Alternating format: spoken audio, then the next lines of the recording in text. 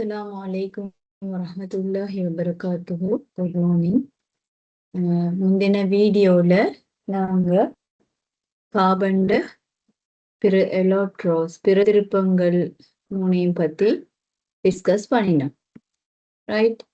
இப்ப இன்றைக்கு நாங்க கார்பன்ட சில சேர்வைகள், அதுல carbon monoxide and carbon di oxide பத்தி தான் நாங்க பார்க்க போறோம். ரைட். அதுல கார்பன் மோனாக்சைடுன்றது உங்களுக்கு தெரியும், அது நிறமற்றது, அதே நேரம் நச்சுத்தன்மையானது, உயர் நச்சுத்தன்மையானது, வாகன புகைகளில் இருந்து வெளியேறக்கூடிய அந்த நச்சுத்தன்மையான வாயுவாக இருக்கும், மனமற்ற வாயுவாக இருக்கும். இப்ப உங்களுக்கு தெரியும், நாங்கள் UV ஸ்ட்ரக்சர்ல கார்பன் மோனாக்சைடு ஸ்ட்ரக்சரை வரைஞ்சிக்கிறோம். அது கார்பன்ட மும்மை பிணைப்பால் ஆக்சிஜனோட இணைஞ்சி, ஆக்சிஜன் மீது பிளஸ் ஏற்றம், ஆக்சிஜன் தான் இந்த ரெண்டு மூலக்கூறுகள், ரெண்டு அணுக்களுடையும் மின்னெதிரான மூலகமாக இருந்தாலும் ஆக்சிஜன் மீது பிளஸ் ஏற்றமும் கார்பன் மீது மைனஸ் ஏற்றமும் ரெண்டு தனிச்சோடிகள் உள்ள அந்த சேர்வையாக இருக்கும். இதை நீங்க தெரிஞ்சிருக்கணும். ரைட். இப்ப உங்களுக்கு தெரியும், இந்த கார்பன் மோனாக்சைடுல ட்ரிபிள் பாண்டோ தான் இருக்குது, டபுள் பாண்டல்ல ட்ரிபிள் பாண்டோ. எனவே இப்ப கார்பன் டை ஆக்சைடு உங்களுக்கு தெரியும், டபுள் பாண்டோ, ரெண்டு பக்கமும் இரட்டை பிணைப்பால உள்ள ஆக்சிஜன் அணுக்களோடு இணைந்திருக்கு. அப்ப CO2ல கார்பன் டை ஆக்சைடு உள்ள அந்த CO பிணைப்பை விட இந்த கார்பன் மோனாக்சைடு உள்ள CO பிணைப்பானது வலிமையானதாக இருக்கும். ஏண்டா இங்க இருக்கிறது மும்மை பிணைப்பு. அதே நேரம் இதர பிணைப்பு சக்தி அதிகம், பிணைப்பு வெப்ப உள்ளுறை அதிகமாக இருக்கும் கார்பன் மோனாக்சைட்ல. சரியா? இந்த கார்பன் மோனாக்சைட்ல பயன்பாடாக நீங்க சில விஷயங்களை தெரிஞ்சுப்பீங்க. இப்போ லெவலில் நீங்க பார்த்துப்பீங்கன்னு சொன்னா, இரும்பு உற்பத்தியில இது ஒரு தாழ்த்தியாக பயன்படும். இரும்ப தாழ்த்தக்கூடிய ரியாக்ஷன்ல இது பயன்படும். ரைட். அந்த ரியாக்ஷன்ஸ் நாங்க பார்த்தோம்னு சொன்னா, Fe2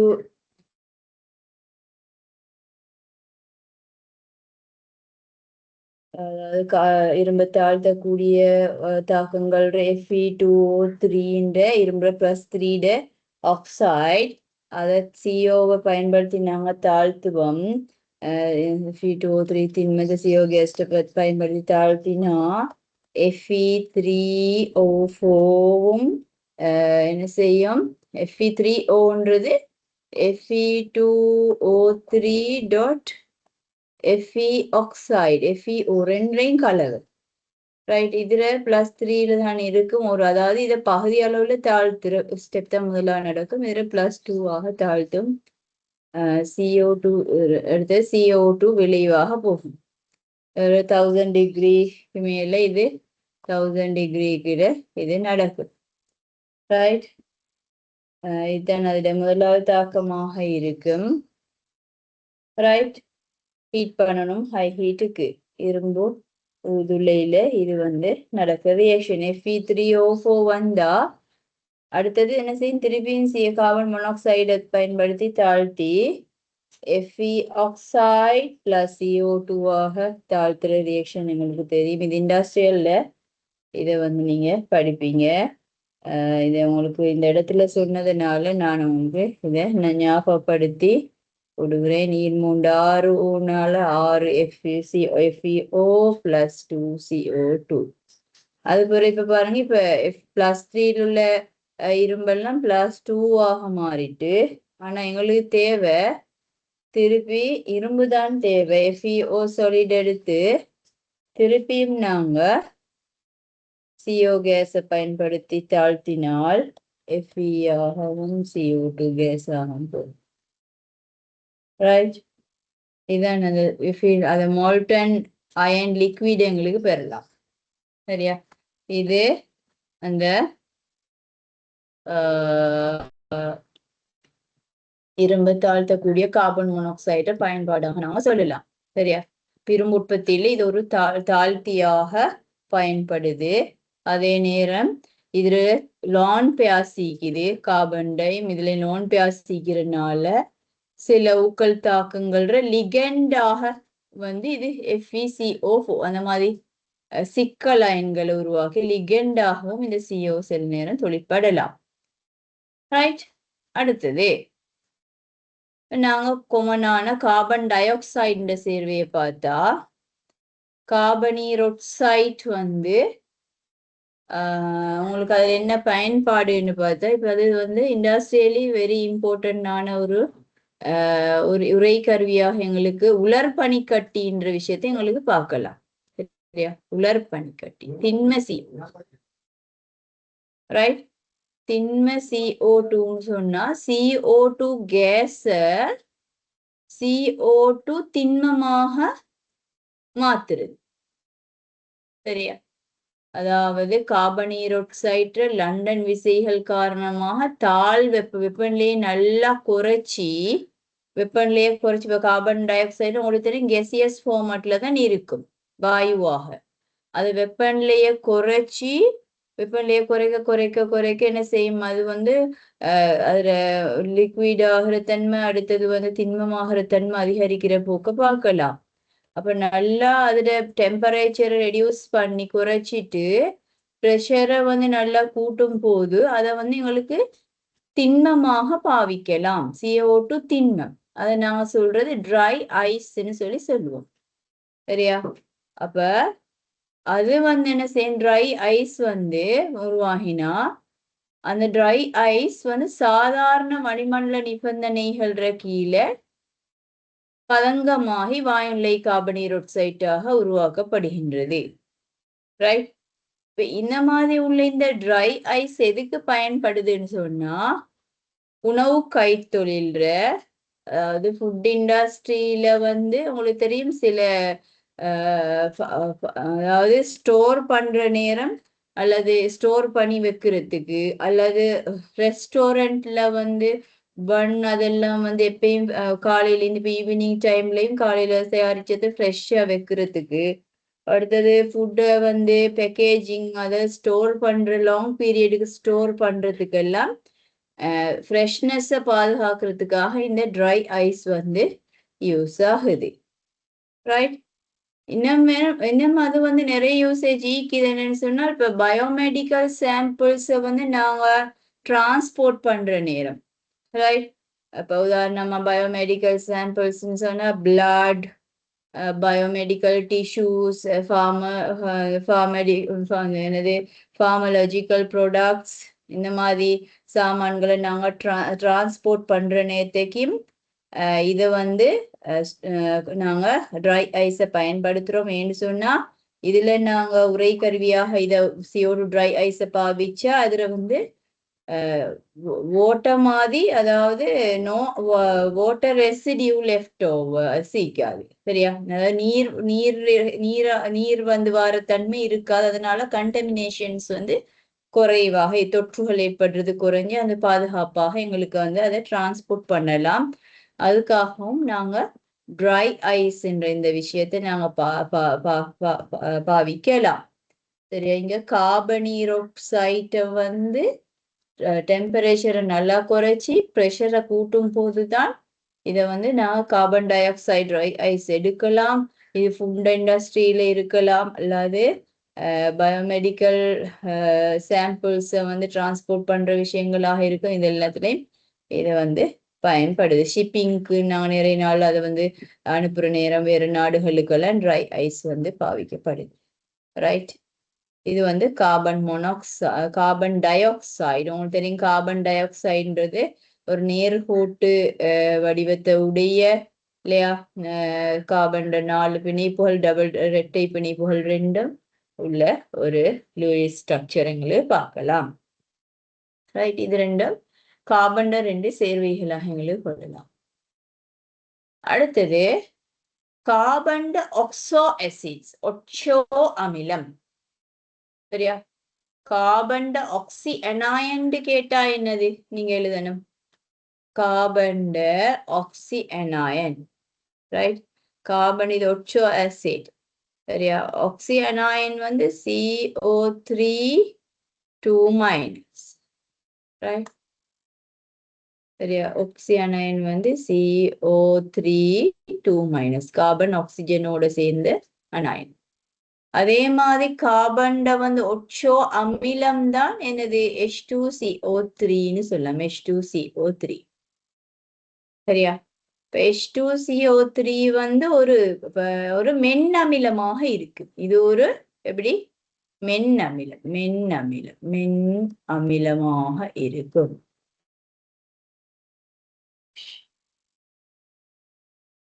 சரியா? சரியா? அடுத்தது CO. இப்ப பாருங்க, இதுக்கு உதாரணமாக நாங்க CO, அதாவது H2CO3 எப்படி உருவாகுதுன்னு சொன்னா, CO2 நீர்ல கரையிற நேரம், CO2 aqueous, CO2 வந்து கேஸ் வந்து நீர்ல போயிட்டு H2O லிக்விட்ல கரையும் போது H2CO3ன்ற விளைவு வரும். சரியா? இது வந்து ஒரு இந்த அம்புக்குறிகள் குறிப்பது என்னன்னு சொன்னா இருதிசை தாக்கம் அல்லது மீளும் தாக்கமாக இதை எங்களுக்கு சொல்லலாம். மின்னமிலங்களுக்கு இவ்வாறான தாக்கத்தை பார்க்கலாம். CO2 நீர்ல கரைஞ்சி H2CO3 உருவாக்கும். இந்த H2CO3 அமிலமாக இருப்பதனால், அமிலம்டா உங்களுக்கு என்ன தெரியும்? அமிலம்டா H+ஐ நீருக்கு இழக்கிறது தான் அமிலம். பாருங்க, H2CO3 திருப்பி நீரோட தாக்கம் அடைஞ்சு தனது ஒரு H+ வெளியாக்கும். அப்ப H+ போனா அந்த H+ H2ஓட சேர்ந்து H3O+ சொல்லி போகும். மிச்சமாக இப்ப H+ ஒன்று பெய்த்துரு. அப்ப எங்களுக்கு இங்க இருக்கிற அயன்ஸ் வந்து H+ம் CO3 2- தானே. எனவே HCO3- என்ற அந்த அனாயன் சரியா எங்களுக்கு பெறப்படும். ரைட்? இது முதலாவது படித்தாக்கமாக இருக்கும். அதுக்கு பிறகு இந்த HCO3- திருப்பி இன்னொரு நீர் மூலக்கூறை தாக்கி தனது H+ இழக்கும். அப்ப இழந்தால் H3O+ உருவாகும். H+ வெளியே போனா இப்ப எங்களுக்கு ஈகிராயன் வந்தீங்கன்னா CO3 2- இங்க மிஞ்சும். சரியா? இதுதான் இந்த H2CO3ன்ற அமிலத்தின் கூட்டற்பிரிகை தாக்கமாக எங்களுக்கு கூட்டற்பிரிகை தாக்கம்னு சொல்லலாம். H2CO3 கூட்டற்பிரிகை தாக்கம். H2CO3 கூட்டற்பிரிகை தாக்கமாக செல்லலாம். சரியா? இப்ப முதலாவது CO2 நீர்ல கரைஞ்சி H2CO3 உருவாக்கும். அப்புறம் H2CO3 தனது ஒரு H+ இந்த நீருக்கு கொடுத்து H3O+ன்றதை உருவாக்கும். மிஞ்சின H+ம் H+ம் CO3 2- இணைஞ்சு HCO3- உருவாகும்.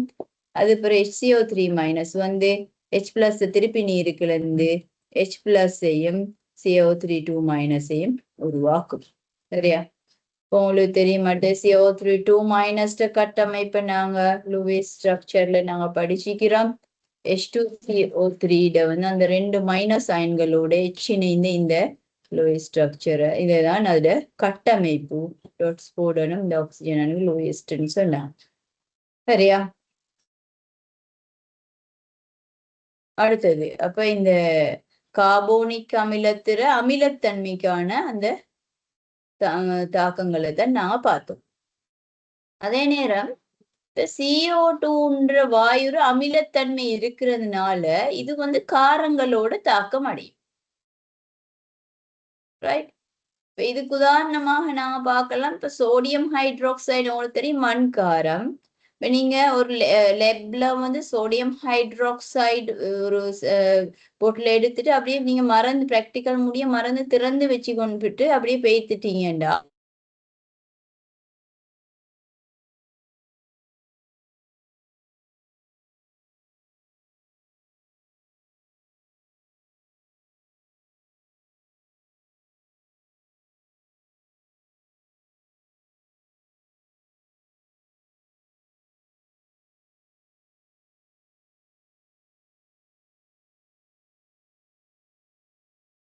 சோடியம் கார்பனேட் என்ன செய்யும், உருவாகினா திருப்பி வார கார்பன் டை ஆக்சைடோட அது தொடுகை அடைஞ்சா வழியில் உள்ள நீராவியும் இணையலாம். இதெல்லாம் சேர்ந்து NaHCO3 மின்காரத்தை தான் விளைவாக்கும். அப்ப நாங்க வச்சுட்டு போற அந்த பொட்டில் வந்து ஸ்ட்ராங் பேஸாக இல்லாம இப்ப மைல்ட் பேஸாக, அதாவது மின்காரமாக மாறி இருக்கும். சரியா? அப்ப என்ன சொன்னா CO2ன்றது ஒரு அமிலத்தன்மையான வாயு. CO2 வந்து எப்படி, இது ஒரு எசிடிக்கான வாயு. எசிடிக்னா அது H2CO3 உருவாக்கக்கூடியது நீரோட தாக்கமடைஞ்சு, எனவே அமிலத்தன்மையான வாயு. எனவே வன்காரத்தோட தாக்கமடைஞ்சி CO2 + Na2CO3 வரும். இந்த அதே நேரம் H2O வெளியே போகும். இந்த தாக்கங்களை நீங்க எழுதுற நேரம் கட்டாயம் இதை சமப்படுத்துறது ஆக முக்கியம். Na2CO3 இதில் சிம்பிளா உங்களுக்கு சமப்படுத்தலாம். Na2 இந்த இடத்துல வாரதுனால 2 NaOH நீங்க போட்டா உங்களுக்கு ஒரு H2O இங்க எட் பண்ணலாம். சரியா? Na2CO3 CO2 H2O இணைஞ்சா என்னது NaHCO3 வரும். 2 Na 2 NaHCO3 போட்டுட்டா இந்த தாக்கம் ஃபுல்லா சமப்படுத்தப்பட்டிருக்கும். இந்த ரியாக்ஷன்ஸ் வந்து எனர்ஜெட்டிக்ஸ் நீங்க படிக்கிற நேரம் வெப்ப ரசாயனவியலும் தேவையான ரியாக்ஷனாக இருக்கு. சரியா? ரைட். இது வந்து நாங்க கார்பன் பத்தி பார்த்த விஷயங்கள். அப்ப நாங்க கார்பன், அதாவது 4ஆம் கூட்ட மூலகங்களை பத்தி பார்த்தோம்.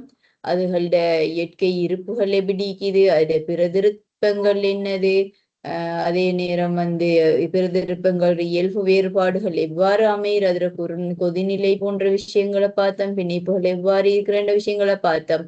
Carbon monoxide, carbon dioxide சேர்வைகளை பத்தி பார்த்தோம். அடுத்தது CO3 2- என்ற ஆக்சி அனாயன் எவ்வாறு அமிலம் H2CO3 உருவாக்குதுன்ற விஷயத்தை நாங்க பார்த்திருக்கிறோம் ரியாக்ஷன்ஸோட. அதே நேரம் carbon di oxide, sodium hydroxide போன்ற காரங்கள் வன்காரத்தோட தாக்கம் அடைஞ்சி எப்படி மின்காரமாக மாறுதுன்ற அந்த ரியாக்ஷன்ஸ் நாங்க பார்த்தோம்.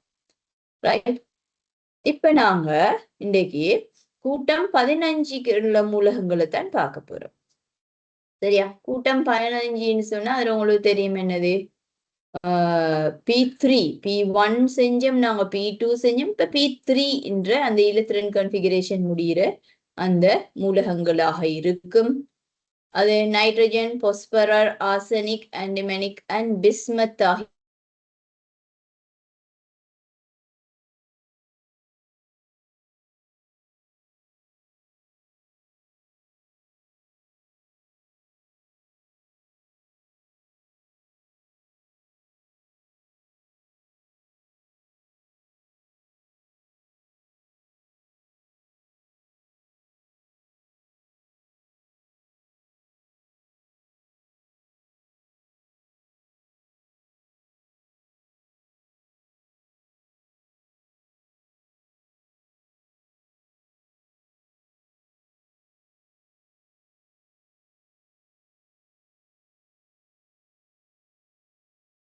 இருக்குது.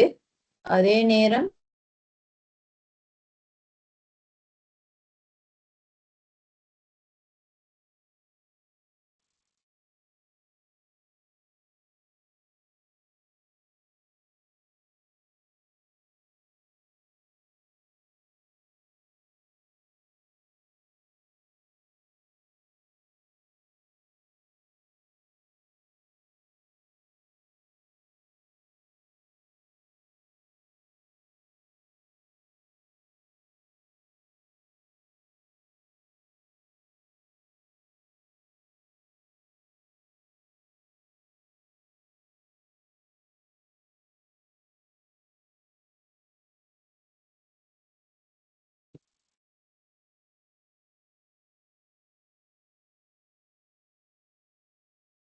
பாருங்க, நைட்ரஜன் வந்து உலோக இயல்பை பார்த்தா இதுல வந்து கூட்டத்தின் வழியை கீழ் நோக்கி வந்து அதிகரிக்கிற போக்க பார்க்கலாம். அதாவது நைட்ரஜனும் பாஸ்பரஸும் வந்து அலோகங்களாக இருக்கு. நைட்ரஜன் வந்து என்னென்றால் அது பிரதிருப்பங்கள் ஒன்றையும் உருவாக்காது. ரைட். ஆனா பாஸ்பரஸ் வந்து 2 பிரதிருப்பங்களை உருவாக்கும். ரைட். அது வந்து செம் பாஸ்பரஸ் அண்ட் வெண் பாஸ்பரஸ் சொல்ற 2 பிரதிருப்பங்களை அது உருவாக்கும். அதே நேரம் ஆர்சனிக், ஆன்டிமனிக், பிஸ்மத் ஆகிய மூலகங்கள் வந்து சரியா அதுல இந்த வேறுபட்ட இயல்பை காட்டக்கூடியதாக இருக்கு. சரியா இப்ப நாங்க நைட்ரஜனையும் பாஸ்பரஸையும் தான் இதுல சிலபஸ்ல பார்க்க போறோம். நைட்ரஜன் அண்ட் பாஸ்பரஸ் ரெண்டுமே -3 முதல் +5 வரையான எல்லா ஒட்சியற்ற எண்களையும் -3 இருந்து +5 வரையும் ஒட்சியற்ற எண்களை காட்டக்கூடியதாக இருக்கும். சரியா அதே நேரம் நைட்ரஜனுக்கு வந்து +5 ஒட்சியற்ற நிலையையும் அடையக்கூடியதாக இருக்கும். உதாரணமாக N2O5, HNO3 போன்ற சரியா சேர்வைகள்ற +5 ஒட்சியற்ற என்ன நைட்ரஜன் வந்து காட்டக்கூடியதாக இருக்கு. ரைட் அதே நேரம் உங்களுக்கு தெரியும் நைட்ரஜன்ன்றது உண்மையிலேயே N2 கேஸாக இருக்கு இயற்கையில இல்லையா. N2 கேஸ்ன்னு சொன்னா அங்க காணப்படுறது என்னென்றால் N ட்ரிபிள் பாண்ட் O சரியா N ட்ரிபிள் பாண்ட் N காணப்படும் கேஸ்ல N ட்ரிபிள் பாண்ட் N ஆக இருக்கும்.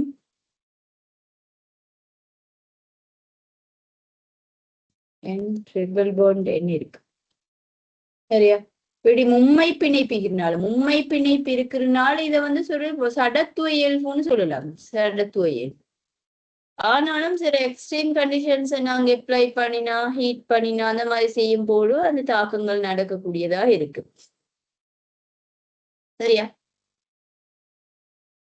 அதே நேரம் நைட்ரஜன் என்ன இதுல டிஃபரெண்டாக இருக்குதுன்னு சொன்னா அதுல கூட்டங்களை பாக்குறோம். அதுல கூட்ட மூலகங்கள் ஏனைய மூலகங்களோட ஏனைய மூலகங்கள் டிஆர்பிட்டலும் இருக்கும். இவங்களுக்கு வந்து சின்ன அணுவாரை குறைஞ்சதாக இருக்குது. அதே நேரம் டிஆர்பிட்டலும் இல்லாம இருக்கிறனால அதுல சில இயல்பு வேறுபாடுகள் அப்படி இருக்கிறத பார்க்கலாம். கொமன் எலக்ட்ரான் கான்ஃபிகரேஷன் பாருங்க NS2NP3 வரும். P3ன்னு சொன்னா எங்களுக்கு இந்த கூட்டத்துக்குரிய 15ஆம் கூட்ட மூலகங்கள் சொல்லி சொல்லலாம். P3 வாரது. அப்ப 2P3 2ஆம் ஆவர்த்தனத்துக்குரிய 15ஆம் கூட்ட மூலகம். எனவே நைட்ரஜன் 3P3 முடிகிறது வந்து 3ஆம் ஆவர்த்தனத்துக்குரிய 15ஆம் கூட்ட மூலகம் அப்படின்னு சொல்லி இப்ப உங்களுக்கு 6P3 சொன்னால் 6ஆம் ஆவர்த்தனத்துக்குரிய 15ஆம் கூட்ட மூலகங்கள் சொல்லலாம். அதுல நைட்ரஜன் வாயுவாக இருப்பதனால அதுல பாருங்க உருகுநிலை -210 ஆக இருக்குது. பாஸ்பரஸ்க்கு வந்து 44 590 2 அதுல எலக்ட்ரோப்ஸ் பிரதிருப்பங்கள் 2 இது வெண் பாஸ்பரஸ் அண்ட் செம் பாஸ்பரஸ் சொல்லி அதனால அதுல 2 டிஃபரெண்டான உருகுநிலை இங்க காட்டப்பட்டு ஏனைய மூலகங்கள் உருகுநிலையும் இருக்குது. மின்னெதிர்த்தன்மை அடுத்து இதுல மின்னெதிர்த்தன்மை சரி இயல்பாக நாங்க சொல்லணும் என்னன்னு சொன்னால் electronegativity is very high for nitrogen, right? 3.0 ஆக இருக்கும். FOClN இல்லையா. அப்புறம் ஒரு 4வது கூடிய மூலகம் எல்லா மூலகங்களையும் நைட்ரஜன் இருக்குது. இதனால நிறைய நாங்க இயல்பு வேறுபாடுகள் எங்களுக்கு பார்க்கலாம். அடுத்தது ரைட் நைட்ரஜன் என்னென்ன ரியாக்ஷன்ஸுக்கு உள்ளாகுதுன்னு சொல்லி அடுத்து பார்ப்போம். சரியா நைட்ரஜன் கொதிநிலையை பாதிக்கும். கொதிநிலை சரியா அது வந்து -195.8 டிகிரி செல்சியஸ்லயே கொதிச்சிடும். சரியா அப்ப இயற்கையில நாங்க பார்க்குற நேரம் கேஸாக இருக்குது. ரைட் அதே நேரம் வந்து இது சும்மா எங்களோட வளிமண்டலம் இப்ப நாங்க சாதாரண நிலைமைகள்ல நீர்ல கொஞ்சம் கரையக்கூடியது. நாங்க டெம்பரேச்சர் இன்க்ரீஸ் பண்ணினா உங்களுக்கு தெரியும் கரையிற தன்மை அதிகரிக்கும். அந்த போக்கைங்களை பார்க்கலாம். நைதர்சன் பிரதிருப்பங்களை உருவாக்காது.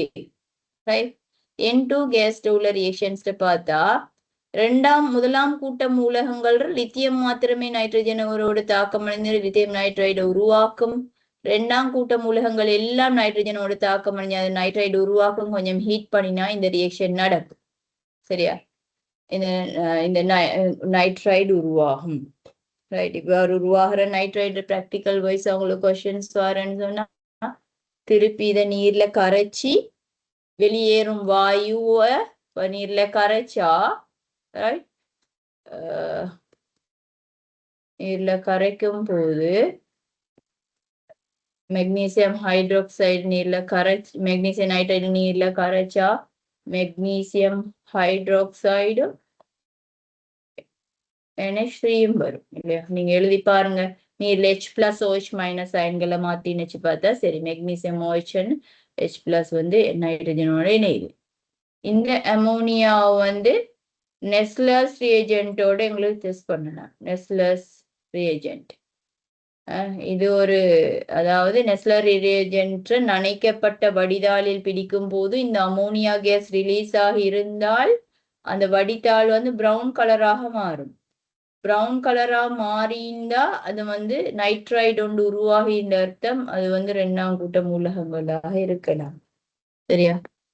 நிச்சயமாக இருக்கலாம். நைட்ரைடு ஒன்று உருவாகிக்கிறேன் சொல்லலாம். அமோனியா வந்து நெஸ்லர் ரியேஜென்ட் நனைக்கப்பட்ட வடிதால பட்டா அமோனியா கேஸ் வந்து அது பிரவுன் ஆகும். சரியா? இப்ப இந்த அதாவது வழியில இந்த தாக்கம் நீக்கிது இந்த ரெசிடியூ அதாவது அந்த வார எஞ்சிய பதார்த்தத்தை நீர்ல கரைக்கிற நேரம் வெளியேறும் வாயுவை வந்து நாங்க நெஸ்லர் ரியேஜென்ட்ல தோய்க்கப்பட்ட வடிதாளில் பிடிக்கும் போது ப்ரௌன் கலர் சேஞ்சங்களை பார்க்கலாம்.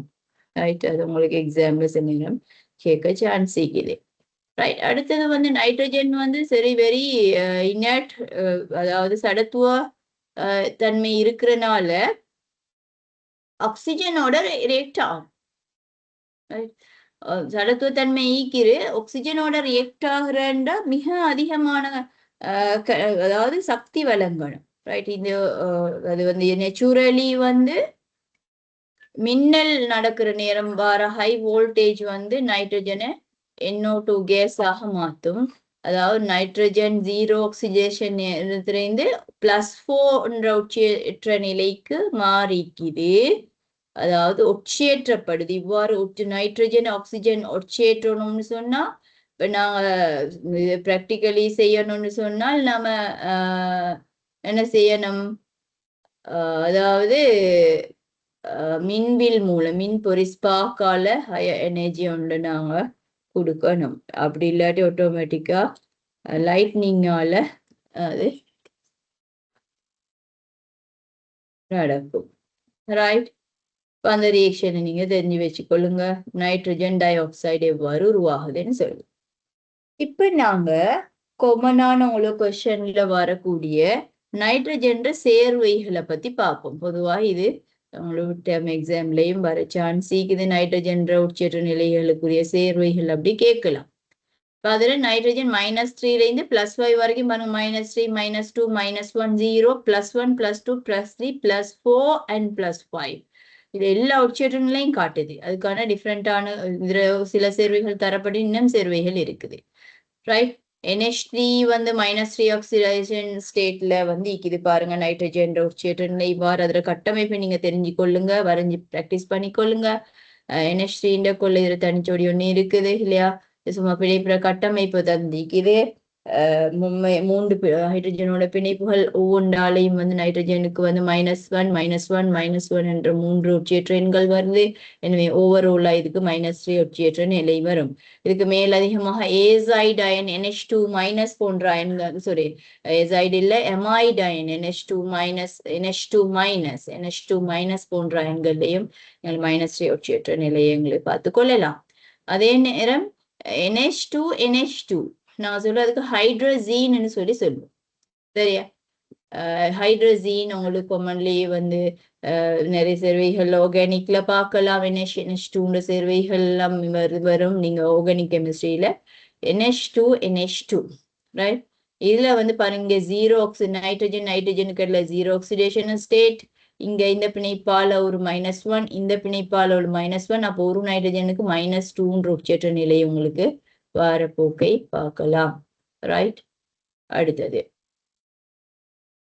பாருங்க NH2OH NH2 nitrogen oxygen பிணைப்பாக OH ஆக இருக்குது.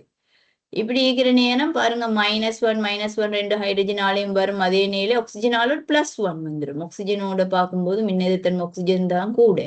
எனவே இதுக்கு ஓவரோலா -1 ஆக்சிடேஷன் ஸ்டேட் உள்ள சேர்வையை பார்க்கலாம். 0 ஆக்சிடேஷன் ஸ்டேட்னு சொன்னா அது N2 கேஸ் ஆக இருக்கிற நேரம் பார்க்கலாம். அடுத்த நேரம் வந்து N2O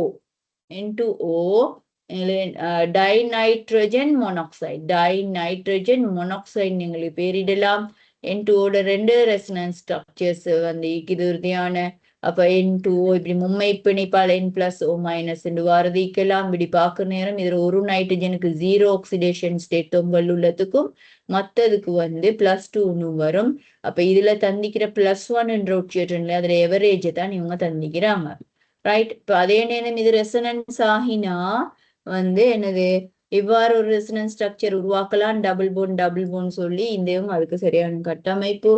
இந்த சேர்வையாக இருந்தால் இந்த சைட்ல இந்த நடுவில் உள்ள நைட்ரஜனுக்கு +3 அண்ட் திஸ் இஸ் -1 சாரி +2 இங்கால இல்லையா ஆக்சிஜனால +2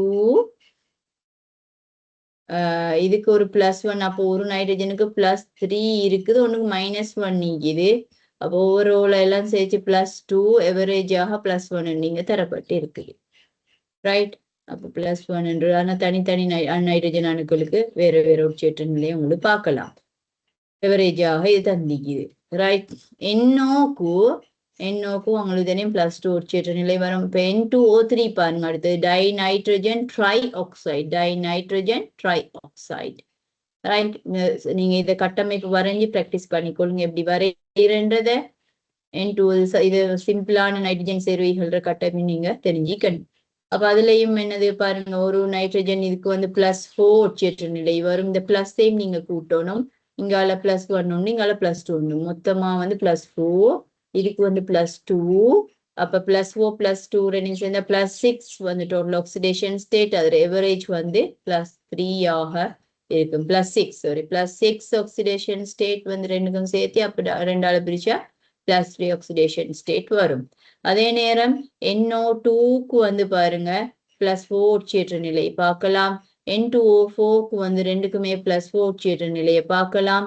HNO3 அடுத்தது வந்து ஒட்சியேற்ற நிலையும் நீங்க கட்டாயம் தெரிஞ்சிக்கணும். HNO3 இந்த சேர்விட கட்டமைப்பும் தெரிஞ்சிக்கணும். HNO3 வந்து +5 ஒட்சியேற்ற உயர் ஒட்சியேற்ற நிலை +5 தரும். ரைட். +2 +3 +4 ஒரு பிளஸ் என்ற இதற்பினை பேற்றத்தால் ஒன்று +5 ஒட்சியேற்ற நிலை வரும். அதே நேரம் N2O5 பாருங்க. N2O5 கட்டமைப்பு வரைஞ்சி பிராக்டிஸ் பண்ணிக்கொள்ளுங்க. ஒரு நைட்ரஜன் ஒன்று நைட்ரஜன் ரெண்டுக்கு இடையில ஒரு ஆக்சிஜன் ஒரு பிரிட்ஜ் மாதிரி ஒரு ஆக்சிஜன் ஒன்று நெஞ்சிருக்கும். ரைட். அப்ப இது ரெசனன்ஸ் ஆகி இவ்வாறு உருவாக்கும் இல்லையா ஆக்சிஜன். இந்த ரெசனன்ஸ் ஸ்ட்ரக்சர்னு சொன்னா இது இந்த ஆக்சிஜனும் மாறிக்கொள்ள சான்ஸ் இருக்குது. அப்போ ஒரு நைட்ரஜனுக்கு +5 ஆக்சிடேஷன் ஸ்டேட் வந்து உருவாகும். ரைட். இந்த சேர்வைகளை நீங்க வரைஞ்சி அதுக்கு நல்லா பழகி கொள்ளணும். அது ஒட்சியேற்ற நிலைகளையும் தெரிஞ்சு கொள்ளணும். அடுத்தது நைட்ரஜன் ஒட்சோ அமிலங்கள். சரியா. நைட்ரஜன் ஒட்சி அனயன்களாக எங்களுக்கு சொல்லலாம். 2 ஆக்சி அனயன்ஸ் இருக்குது இல்லையா. எது NO2- and NO3 இதான் ஒட்சி அனயன். இது ஒட்சி அமிலம்னு சொன்னா இதோட HNO2 இது ஒரு ஒட்சி அமிலம். ரைட். அதே மாதிரி NO3- HNO3. ரைட். ஒட்சோ அமிலங்கள். இப்ப இவற்ற தாக்கங்களை நாங்க பார்க்க போறோம். HNO2ன்னு சொன்னா பாருங்க, நைட்ரஜன் ஒரு டபுள் போண்டோ ஒரு சிங்கிள் போண்டோட ஹைட்ரஜன் இணைஞ்சிக்குது. இதை நாங்க சொல்ல நைட்ரஸ் அசிட்னு சொல்லி காமன் நேமிங்ல சொல்லலாம். நைட்ரஸ் அமிலம். சரியா. ஆனா இது ஒரு மென் அமிலம், மண் அமிலம் அல்ல. இது ஒரு மென் அமிலம். இந்த நைட்ரஸ் அசிட் ஒரு மென் அமிலம். சரியா. நைட்ரஸ் அசிட் வந்து ஒரு மென் அமிலம். நைட்ரஸ் அசிட் ஒரு மென் அமிலம். இது என்ன செய்யும்னு சொன்னால் உறுதியற்றதாக இருக்கும். இது வந்து பின்வரும் தாக்கங்களுக்கு உள்ளாகக்கூடியதாக இருக்கு. சரியா? நைட்ரஸ் அமிலமானது இருவழி விகாரத்துக்கு உட்படும். அப்படின்னா என்ன? இருவழி விகாரம், டிஸ்ப்ரப்போர்ஷனேஷன் சொல்லுவோம். சரியா? இருவழி விகாரம்னு சொன்னா ஒரு ஒட்சியற்ற நிலை, அதாவது இப்ப HNO2 பாருங்க, இங்க -4 + 1 -4 + 1 சேர்ந்தா +3 ஒட்சியற்ற நிலையில தான் இந்த இது காணப்படும். நைட்ரஜன் ஈக்கும் இந்த இடத்துல +3 ஒட்சியற்ற நிலை, +3. இப்ப இது வந்து என்ன செய்யும்னு சொன்னா +5க்குள்ள சேர்வையா HNO3 ஆகும். +5 பாருங்க, -6 + 1 -6 + 1 +5. ரைட்? அதே நேரம் ஒட்சியேற்றம், அப்ப இப்படி மாறினா அங்க நடக்கிற ஒட்சியேற்றத்துக்கு உள்ளாகுது. ஒட்சியேற்றத்துக்கு உள்ளாகுது. அதே நேரம் அதே இன்னொரு மாதிரி, அதாவது இது வந்து தாழ்த்தலுக்கும் உட்படும். +3ல இருந்து இங்க என்னோட +2ல இருக்குது பாருங்க, ஆக்சிஜனுக்கு -2, அப்ப நைட்ரஜன் +2. அப்ப இங்க தாழ்த்தலுக்கு உட்படு. இப்ப ஒரே சேர்வில் உள்ள அணு வந்து ஒட்சியேற்றத்துக்கும் தாழ்த்தலுக்கும் உட்பட்டா நாங்க அதை சொல்றது இருவழி விகாரம் சொல்லுவோம். இருவழி விகாரத்தான். சரியா? இவ்வாறு என்ன செய்யும்? HNO3 வந்து HNO2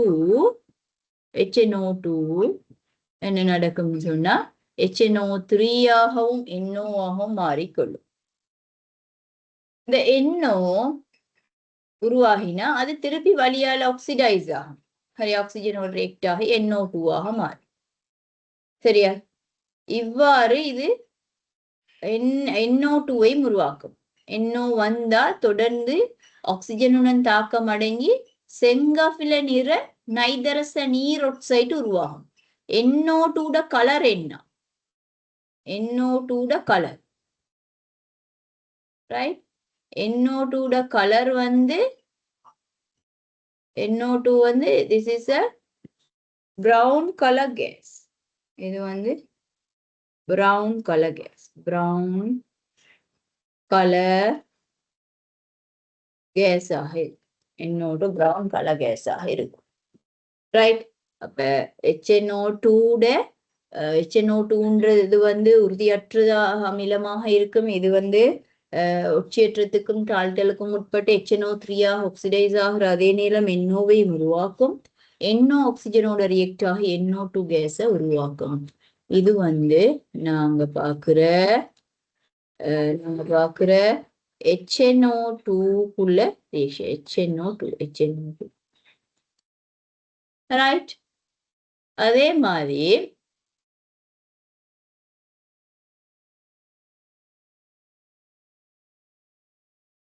இந்த HNO3 ரியாக்ஷன்ஸை பார்த்தா, HNO3 உங்களுக்கு கட்டமைப்பு தெரியும் இல்லையா? நைட்ரஜனோட 3 ஆக்சிஜன்கள் இணைஞ்சிருக்கும் ஒரு டபுள் பொண்டு, ஒரு ஈதல் பிணைப்பு, ஒரு ஒற்றை பிணைப்பு பங்கிட்டு வரும். ஒரு ஈதல் பங்கீடு, ஒரு டபுள் பொண்டு, ஒரு 3 வகையான பங்கீடு பிணைப்புகளும் உருவாகிக்கும். ஒரு ஈதல், ஒரு டபுள் பொண்டு, ஒரு சிங்கிள் பொண்டு. ஒரு ஆக்சிஜன் ஹைட்ரஜனோட இணைஞ்சிக்கும். அது ரெசனன்ஸ் ஆகி இந்த ஆக்சிஜனும் மாறி இவ்வாறு பரிவுக்கும் உட்படலாம். சரியா? இது வந்து HNO3ன்றது அப்போ அதுல ஆக்சிடேஷன் ஸ்டேட் பார்த்தா +5 இருக்கு. உயர் ஒட்சியற்ற நிலையில இருக்கிறதுனால இது ஒரு வண்ண அமிலமாக இருக்கு. ரைட்? இது எப்படி? HNO3 வந்து ஒரு HNO3 வன் அமிலமாக இருக்கு. ரைட்? HNO3 வன் அமிலமாக இருக்கு. வன் அமிலம். அதே நேரம் இந்த HNO3 என்ன செய்யும்னு சொன்னா, இப்போ HNO3 பொட்டில் வந்து நாங்க உங்களுக்கு தெரியும் இந்த மாதிரி ஹசார்டஸ் அதாவது ஒரு எண்ணெய்த்தன்மையான திரவம், உக்கிரமாக தாக்கக்கூடியது, ஒட்சியேற்றும் கருவியாகவும் இருக்கும். NO3- அடுத்ததை வைத்து ஒட்சியேற்றம் அடைஞ்சு தாழ்த்தலும் அடையக்கூடியது. அப்ப அப்படி இருக்கிற மாதிரி ரசாயன தாக்கங்கள் ஈடுபடும். அதே நேரம் இப்ப அந்த போட்டில் நாங்க ப்ரௌன் கலர் போட்டில் தான் நாங்க அதை சேவ் பண்ணி வச்சு இப்போ ஸ்டாக்ஸ், அதாவது சொல்யூஷன் வந்து ப்ரௌன் கலர் போட்டுள்ள தான் அதுல வந்து இருக்கிறத பார்க்கலாம். ஏன்னு சொன்னா ஒளியால இது வந்து அழியிற தூண்டலால இது வந்து சில ரியாக்ஷனுக்கு உட்படலாம். ஒளி சக்தியை பெற்று என்ன செய்யும், இது வந்து இப்படி NO2 ஆகவும் O2 ஆகவும் H2O ஆகவும் போகுது. HNO3 NO2 ஆகவும் O2 ஆகவும் H2O ஆகவும் சில ரியாக்ஷன்ஸ் உருவாக்கும். இவ்வாறு தாக்கம் அடைகிறதை தவிர்ப்பதற்காகத்தான் நாங்க வந்து அதை ப்ரௌன் கலர் போட்டில் சேவ் பண்ணி வச்சுப்போம். சரியா? இப்போ HNO3 அடுத்து ரியாக்ஷன்ஸ் பார்த்தா HNO3 வந்து உலோகங்களோடையும் அலோகங்களோடையும் தாக்கம் அடையக்கூடியது. உலோகங்களோடையும் HNO3 எடுத்தா, இப்போ இன்னும் நாங்கள் எழுதுவோம் HNO3 எடுத்தா, இது வந்து மெட்டல்ஸோடையும் தாக்கம் அடையும், நான் மெட்டல்ஸோடையும் தாக்கம் அடையும். ரைட்? இப்போ நாங்க HNO3 2 ஃபார்மட்ல போடலாம். ரைட்? டைலூட்டட், அதாவது ஐதான கரைசல், நீரை சேர்த்து நல்லா அதை வந்து டைலூட் பண்ணி, அது நிறைய நீர் சேர்த்து அதை செறிவு குறைவாது டைலூட்டட்னு சொல்லுவோம், ஐதான கரைசல்னு சொல்லுவோம். அதே மாதிரி நம்ம செறிந்த கரைசல் இப்போ ஸ்டாக் சொல்யூஷன்ஸ் எடுத்து அதுல வந்து 10 mEக்கும் அது ஒரு 2M 1M அதெல்லாம் செறிந்த கரைசல். இப்போ நாங்கள் 0.1 0.0 1.05 அப்படி எடுத்து அது ஐதான கரைசல். பொதுவாக நான் ஆய்வுட தாக்கங்கள் ஐதான கரைசல்களை பாவிப்போம். செறிந்தது உக்கிரமாக தாக்கமடைகிறதுனால செறிந்ததுக்கு தான் நாங்கள் கன்சன்ட்ரேட்டட் HNO3ன்னு சொல்லுவோம். Concentrated HNO3. இப்ப நாங்க மெட்டல்ஸ் இது வந்து உலோகங்களையும் போட்டு டைலூட்டடான HNO3 நாங்க போட்டா ஒரு மாதிரி ரியாக்ட் ஆகும். சரியா? அதாவது ஐதானதுகளோட பொதுவாக அந்த அந்த மூலகத்தை உயர்வலுவாக மாத்தும். சரியா? உயர்வலுவாக மாத்துற அதே நேரம் NO கேஸ் வெளியேற போக்க பார்க்கலாம். ரைட்? அதே நேரம் கான்சென்ட்ரேட்டட் HNO3 போட்டா அந்த உலோகத்தை உயர்வலுவாக மாத்துற அதே நேரம் NO2 கேஸ் வெளியேற போக பார்க்கலாம். உயர்வலுக்கு மாத்தும், அந்த மூலகத்துல உயரோட்சேற்ற நிலைக்கு மாத்தும். சரியா? இப்ப இந்த டைலூட்டட் ஐதானத்தை நாங்க பயன்படுத்தி நிறைய ரியாக்ஷன்ஸ் ஈடுபடுத்தி பார்ப்போம். நான் இப்ப ஐதான HNO3 இந்த செறிவு மிச்சம் குறைவாக இருக்கும் போது உயர்வலுக்கு மாத்தி ஹைட்ரஜனையும் உருவாக்குற சான்சஸும் மிக்குது சில இடங்கள்ல. ரைட்? ஹைட்ரஜன் கேஸ் அல்லது NO கேஸ் உருவாக்கலாம்.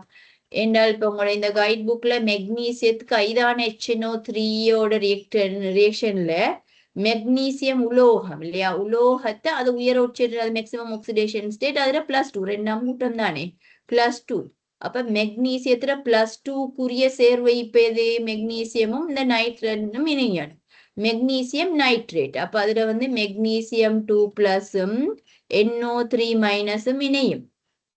சரியா? அப்ப Mg2NO3ன்னு சொல்லி வரும். சரி, MgNO3 twiceன்னு வரும் இல்லையா?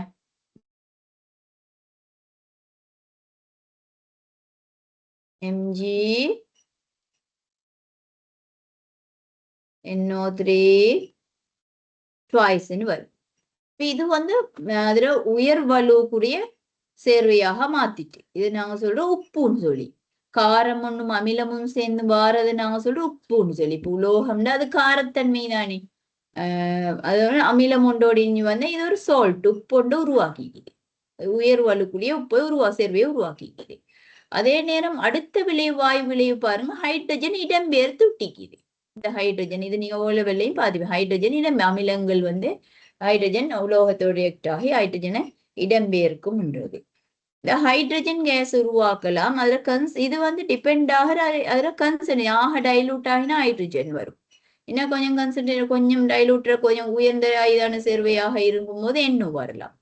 இப்போ நீங்க மெக்னீசியத்துக்கு தந்தா நீங்க ஹைட்ரஜன் எழுதுங்க சொன்னா உங்க டைட் புக்ல அப்படி தந்திக்குது.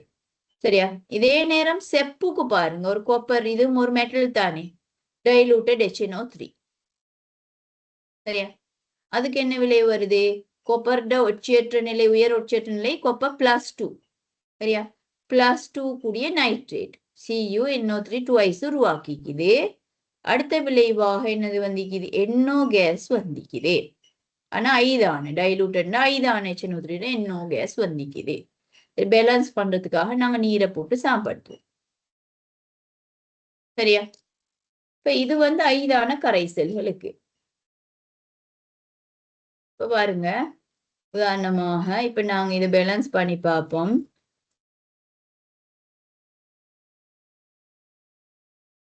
அதாவது காப்பர் திண்மத்துக்கு HNO3 போட போறோம். நான் இங்க டைலூட்டட் HNO3 பார்க்கிறேன். அப்ப இப்ப எங்களை உருவாக்குற சேர்வு வந்து கொப்பரை +2 உட்சேற்ற நிலை உருவாகும். CuNO3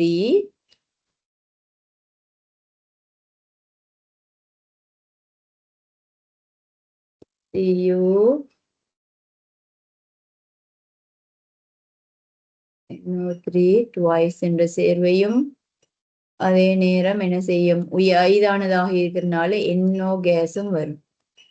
இது கரைசலாக இருக்கும், இளநீல நிற கரைசலாக இருக்கும். Right, aqueous light blue color.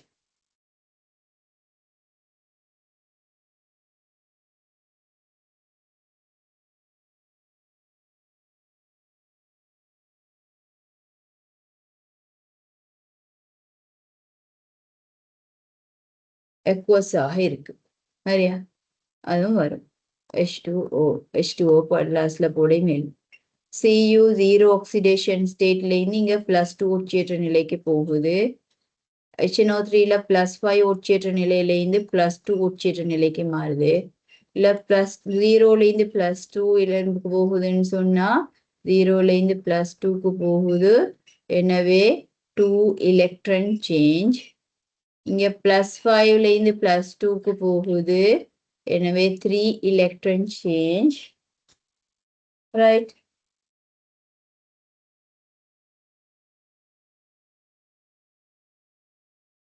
அப்ப நாங்க போடலாம் 0ல இருந்து +2 2 எலக்ட்ரான் மாற்றம், +5ல இருந்து +2 3 எலக்ட்ரான் மாற்றம், 2:3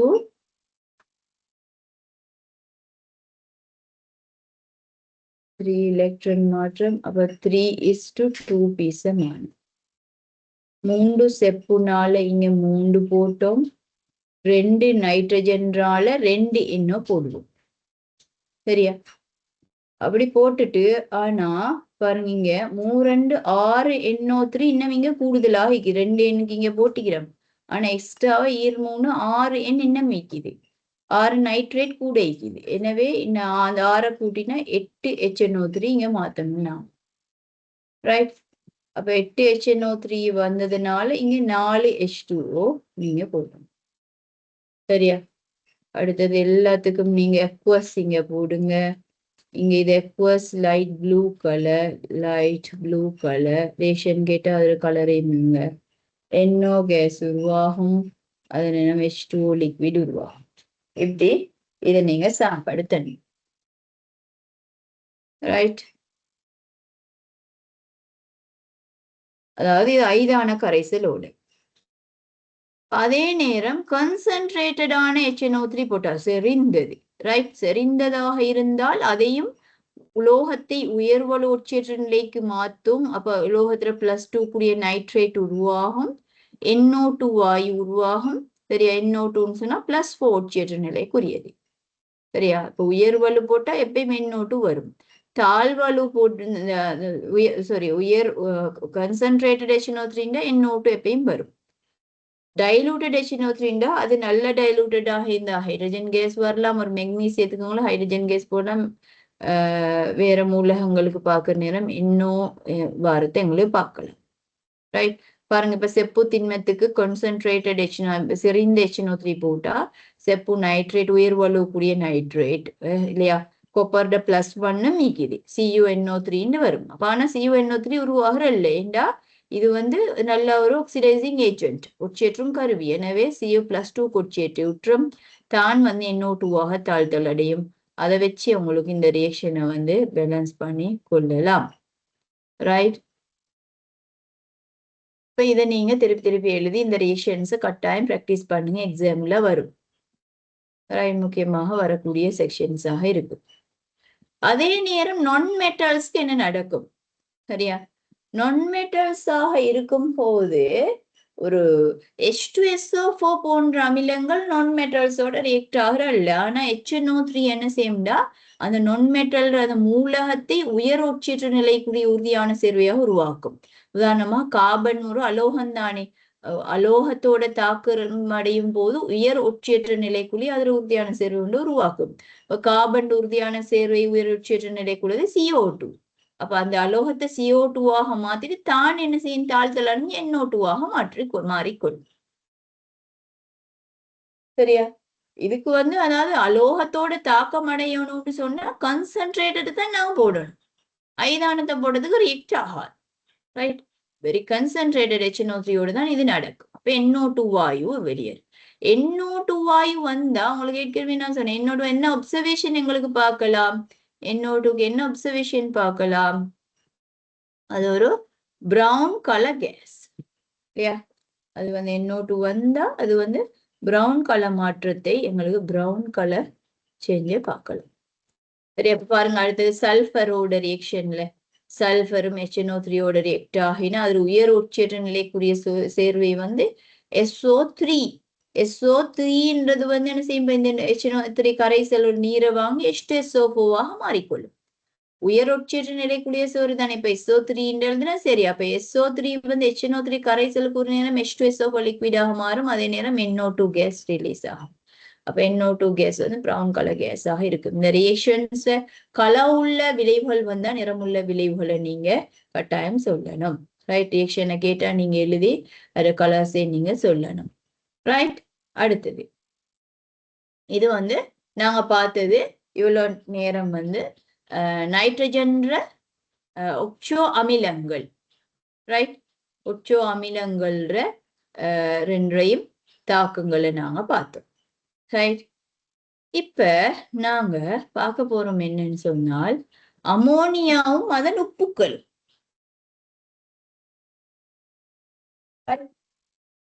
அமோனியா வந்து அமோனியா கேசியஸ் ஃபார்மட்டா, அமோனியா கேஸ். சரியா, உங்களுக்கு தெரியும் இதுக்கு வந்து ஒரு அமோனியான்றது வந்து ஒரு நிறமற்ற ஒரு ஒரு மூக்க அரிக்கிற ஒரு மோசமான வாசமுடைய ஒரு வாயு அமோனியா கேஸ். ரைட், அப்ப அமோனியா கேஸ் வந்து நீர்ல கரைஞ்சா அமோனியம் ஹைட்ரோக்சைடு வந்து அமோனியம் ஹைட்ரோக்சைடு வரும். நீர்ல கரைஞ்சி H+ஐயும் NH4+உம் OH-, H+உம் OH- தானே நீர் என்றால். எனவே NH4OH என்ற விளைவு தரும். இது ஒரு திசை தாக்கம் அல்ல, இது வந்து மென்காரத்துண்டு உருவாகும். இது வன்காரம் இல்ல, மென்காரம். அப்ப இது வந்து மீளும் தாக்கத்துக்கான ரியாக்ஷன். அப்ப அமோனியா நீர்ல கரையில தாக்கத்துல NH4OH வரும். இது மீளும் தாக்கத்துக்குரிய ரியாக்ஷனாக இருக்கு. சரியா, மென்மூலம். இவ்வாறு மென்மூலம் வந்துட்டுன்னு சொன்னா ரெண்டாவது ஸ்டெப்ல பாருங்க, அமோனியம் ஹைட்ரோக்சைடு என்ன செய்யும், அது வந்து NH4+ அயனையும் OH- அயனையும் கரைசலுக்கு விடும்.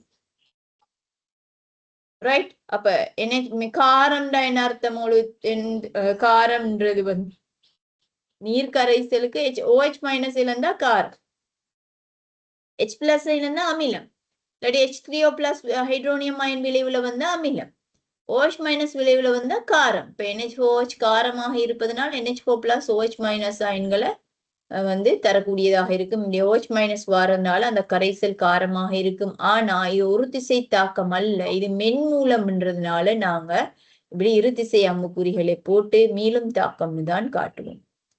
சரியா, இது அமோனியா நீர்ல கரைஞ்சி வார மென்காரம். இந்த மென்காரம் வந்தா இதுக்கு அமிலங்கள் சேர்க்கும் போது பாருங்க அடுத்த தாக்கத்தை, ஒரு அமிலம் சேர்த்த காரம் அமிலம் என்ன செய்யும், ரியாக்ட் ஆகும். எவ்வாறு, இப்ப இந்த சேர்வையில பாருங்க என்ன ரெண்டு இதுகள் காணப்படுது, NH4OH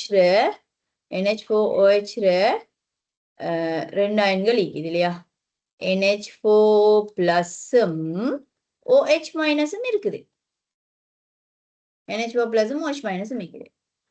அப்ப இதுல நீ H2SO4 அமிலத்துல நீக்குது H+உம் H2H+உம் SO4 மைனஸும் நீக்கிது. சரியா? அப்ப என்ன செய்யும்? அந்த பிளஸ் மைனஸோடு இணையும். அம்மோனியம் சல்ஃபேட்டோடு இணையும். Ammonium sulphate. சரியா? NH4 பிளஸும் SO4 மைனஸும் சேர்ந்து உருவாகிற அம்மோனியம் சல்ஃபேட்.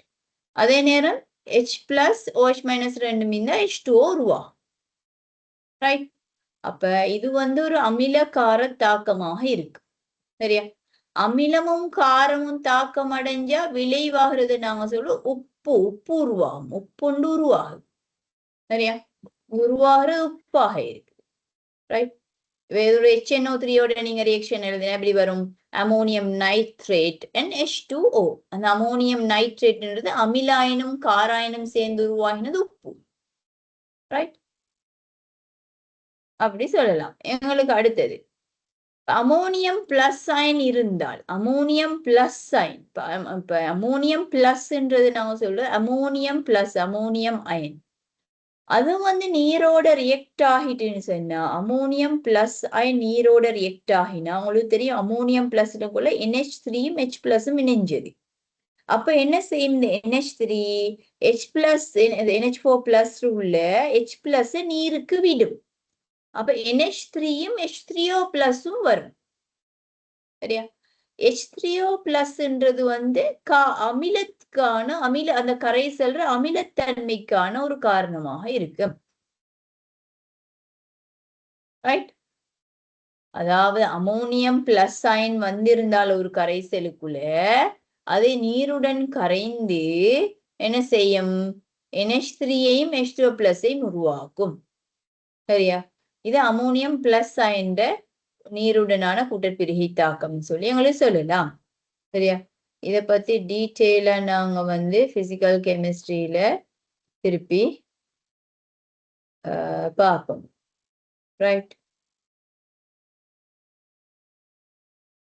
அமில காரங்களை பத்தி பார்ப்போம். அவங்களோட KB அந்த விஷயங்கள் ஹெண்டர்சன் ஹெசல்போல்ட்ஸ் ஈக்குவேஷன் அதுகளை பொறுப்பு படிப்போம். சரியா? 12ஆம் யூனிட் படிக்கிற நேரங்களும் பார்க்கலாம். அடுத்தது ரைட்? அந்த ரியாக்ஷன்ஸ் எழுதி நீங்க ப்ராக்டிஸ் பண்ணி கொள்ளுங்க. இப்ப நாங்க அமோனியாட என்னென்ன ரியாக்ஷனுக்கு உள்ளாகுறேன்னு சொல்லி பார்ப்போம். Ammonia gas. சரியா? அமோனியான்றது என்ன செய்யும்னு சொன்னா அமோனியான்றது வந்து அதுல ஒய்கிற ஒட்சியேற்ற நிலை வந்து -3. அது -3 reiந்து இருக்கிறனால என்ன செய்யும்? அமோனியா -3 இருக்குது. NH3 சேர்வையை பார்த்தா அதுல H பிளஸ் ஓடையும் இணைஞ்சிக்குது. ரைட்? அப்ப இந்த NH3ன்றது வந்து NH3ன்றது தனியான ஒரு அதாவது நைட்ரஜன் வந்து -3லையும் ஹைட்ரஜன் H+1லையும் நீக்குது. இப்ப இது வந்து ஒட்சியேற்றத்துக்கு உள்ளாகின NH3ன்ற சேர்வு ஒட்சியேற்றத்துக்கு உள்ளாகினா உயர் ஒட்சியேற்ற நிலைக்கு 0 +3+5 ஒட்சியேற்ற நிலைக்கு போகலாம். தாழ்த்தலுக்கு உள்ளாகிற நேரம் இந்த ஹைட்ரஜன் தான் என்ன செய்யும்? H பிளஸ் தான் H2 கேஸ் அப்படி போகும். சரியா? அவ்வாறான ரியாக்ஷன்ஸ் பார்க்கலாம். இப்ப அடுத்தது நாங்க ஒரு வாயு நிலையில ஒரு தாக்கம் உண்டு எழுதினா. சரியா? வாயு நிலை தாக்கங்கள். இப்ப NH3 கேஸ் ரியாக்ஷன்ஸ் பாருங்க. கேசியஸ் ஃபார்மட்ல உள்ள ரியாக்ஷன்ஸ் வந்து நாங்க மின்னெதிர்த்தன்மை அடிப்படையில் அதுல விளைவு எழுதலாம். பாருங்க NH3யும் Cl2ம் சேர்ந்தா Cl2 தான் மைனஸ், அதாவது எலக்ட்ரோநெகட்டிவிட்டி கூடினது வந்து எலக்ட்ரோநெகட்டிவ் மைனஸ் கூட எலக்ட்ரோநெகட்டிவ் கூட குளோரின். மின் நேர்த்தன்மை கூடினது இது ரெண்டு திரையும் இந்த அவ்வளவு சேர்வையும் பார்க்கணும். எல்லாம் ஓவர்ஆலா பார்த்தா இந்த நைட்ரஜனும் குளோரின் தான் மைனஸ் மூலகங்கள். மைனஸ்லையும் குளோரின் கூட, பிளஸ்ல கூட இது. சரியா?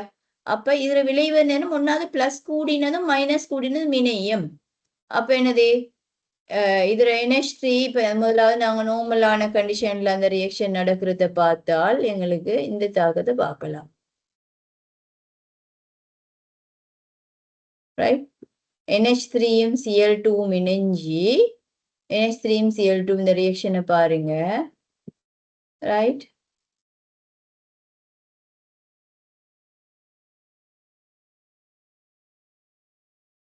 NH3Cl2 மினிஞ்சு என்ன வருது? N2 இது ரெண்டு வினையுது, N2 வெளியாகுது. N2 கேஸும் HCl-ம் வரும். சரியா? இதுல நைட்ரஜன் -3 ஒட்சியேற்ற நிலையில இருக்குது, 0 போகுது, ஒட்சியேற்றம் அடையுது. எனவே 3 இலத்திரன்கள் மாற்றம் அடையுது. குளோரின் 0ல இருந்து -1 போகுது, ஒரு குளோரின் 2 குளோரின் நீக்குது. எனவே 2 இலத்திரன் மாற்றம். அப்ப 2:3 சமானம் 2 நைட்ரஜனால N2 அப்படின்னு சொல்லி அது என்ன RHCl சொல்லி இந்த தாக்கத்தை பேலன்ஸ் பண்ணலாம். இது வாயுநிலை தாக்கம் நாங்க பிளஸ் மைனஸை வச்சு எழுதினோம். சரியா? இதான் அமோனியா குளோரின் கேஸோட நார்மலாக நடக்கக்கூடிய தாக்கம். சரியா? இந்த தாக்கத்துல என்ன செஞ்சுக்குது? அமோனியா குளோரினை அமோனியா தான் ஒட்சியேற்றம் அடைஞ்சிக்குது, தான் ஒட்சியேற்றம் அடைஞ்சு குளோரினை தாழ்த்தி உள்ளது. சரியா? எனவே இது குளோரினை மைனஸ்க்கு மாத்தி விட்டிக்குது, தாழ்வாக்கிக்குது ஒட்சியேற்ற நிலையை. எனவே அமோனியா தாழ்த்தும் கருவியாக இந்த தாக்கத்தை அமோனியா எப்படி இருக்குது? தாழ்த்தும் கருவியாக தொழிற்படுற ஒரு தாக்கமாக எங்களுக்கு சொல்லலாம். அமோனியா தாழ்த்தும் கருவி. ரைட்? ஏன் அமோனியா தான் ஒட்சியேற்றம் அடைஞ்சு குளோரினை மைனஸ் ஒட்சியேற்ற நிலைக்கு தாழ்த்தி உள்ளது. இது நார்மலா நடக்கக்கூடிய ரியாக்ஷன். இப்ப இந்த ரியாக்ஷன் சில நேரம் எக்ஸஸ் ஆக, அதாவது நாங்க நிறைய அமோனியா வெட் பண்ணினா சில நேரம் நாங்க சொல்லுவோமே பீசமான விகிதப்படி தாக்கம் நிகழ வச்சாதான் இந்த விளைவு வரும். அப்படி இல்லாம அதாவது அமோனியா எக்ஸஸ் ஆக நாங்க போட்டா அந்த வார அமோனியா என்ன செய்யும் சொன்னா இந்த HCl-ஓட தாக்கம் அடைஞ்சு NH4Cl என்ற விளைவை தரும். ரைட்? ஏன்னா HCl அமிலம் தானே, அப்ப NH3 எக்ஸஸ் அந்த HCl-ஓட NH4Cl தரும். அப்ப அந்த நேரம் விளைவு N2 + NH4Cl வரும். அப்படி இல்லாம குளோரின் எக்ஸஸ் ஆக நாங்க போட்டா இந்த விளைவுகளோட சேர்த்து குளோரின் என்ன செய்யும்? குளோரின் எக்ஸஸ் ஆக இருக்கிறனால அந்த குளோரின் நைட்ரஜனோட ரியாக்ட் ஆகி NCl3ன்னு சொல்ற அந்த விளைவு எங்களுக்கு தரலாம். சரியா? இந்த ரியாக்ஷன் போக்கு எங்களுக்கு பார்க்கலாம். ரைட்? அதை வச்சு நீங்க இதை மெமரைஸ் பண்ண தேவையில்லை. இந்த ரியாக்ஷன்ஸை லேசா உங்களுக்கு எழுதி கொள்ள கூடியதாக இருக்கும். ரைட், நான் பார்ப்போம். அதாவது அமோனியா கேஸ் இப்ப நான் சொல்றோம் குளோரினோட குளோரின் கேஸோட ரியாக்ட் ஆகினா இதுதான் மைனஸ் கூட இது பிளஸ் கூட, இவங்க ரெண்டு பேரும் இணைவாங்க. எனவே HCl வரும், அதோட N2 கேஸ் வெளியே போகும் இந்த தாக்கம். சரியா? இப்ப உங்களுக்கு தெரியும். இப்ப இதை நான் பேலன்ஸ் பண்றது உங்களுக்கு சொல்லி தந்தேன் இல்லையா? அப்ப அப்படி பேலன்ஸ் பண்ணினால் உங்களுக்கு 2 அமோனியா 3 குளோரின் அண்ட் RHCl இப்படி வரும். சரியா? இப்ப நான் சொல்லுவோமே, இப்ப நான் மிகை அமோனியா பாவிச்சா, மிகை அமோனியா பிளஸ் குளோரினோட ரியாக்ட் ஆகினா N2 + NH4Cl வரும். NH4Cl வரும். அப்ப இப்ப நான் பலமையா சமப்படுத்துறத வச்சு சமப்படுத்தினா N2:3 1:6 RHCl தான் நீங்க போட்டோம். RHCl-ஓட 6 அமோனியா இங்க இணையும். 6 RHCl-ஓட 6 அமோனியா இங்க இணைஞ்சா 6 ஏற்கனவே 2 அமோனியா இங்க இருந்துச்சு, 6 2 இங்க 8 அமோனியாவாக மாறிக்கொள்ளும். 8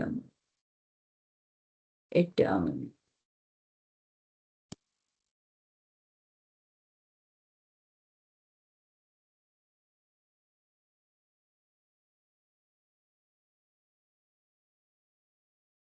இதை சமப்படுத்தினா இப்படி எங்களுக்கு சமப்படுத்தலாம். N2 gas and ammonium chloride. சரியா? இவ்வாறு எங்களுக்கு இந்த தாக்கத்தை சொல்லலாம். அதே நேரம் இப்ப நாங்க சொல்லுவோமே NH3க்கு நான் குளோரின் குளோரினை மிகையாக போட்டால் என்ன நடக்கும்? எங்களுக்கு வளமையான விளைவு N2 + HCl தானே. குளோரின் போட்டா அந்த குளோரின் நைட்ரஜனோட தாக்கம் அடைஞ்சி NCl3 ஒரு திரவம் லிக்விட் yellow color liquid இது ஒரு dangerous liquid தான் yellow color liquid and NCl3 plus HCl வரும் சரியா இப்போ உங்களுக்கு தெரியும் -3 ஒட்சியற்ற நிலையில இருக்குது குளோரின் நீங்க +3 ஒட்சியற்ற நிலைக்கு 6 எலக்ட்ரான் சேஞ்ச் 0 ஆக்சிடேஷன் ஸ்டேட்ல இருந்து குளோரின் -1 மாறுது 2 எலக்ட்ரான் சேஞ்ச் எனவே 1:3 இந்த பிசமானம் 1 NCl3 2 RHCl இப்படி எங்களுக்கு இதை சாப்படுத்தலாம் ரைட் அப்ப நீங்க மிகைகளை பாடமாக்க தேவையில்ல இந்த ரியாக்ஷன்ஸ் வந்து நீங்க கொஞ்சம் பார்க்கலாம்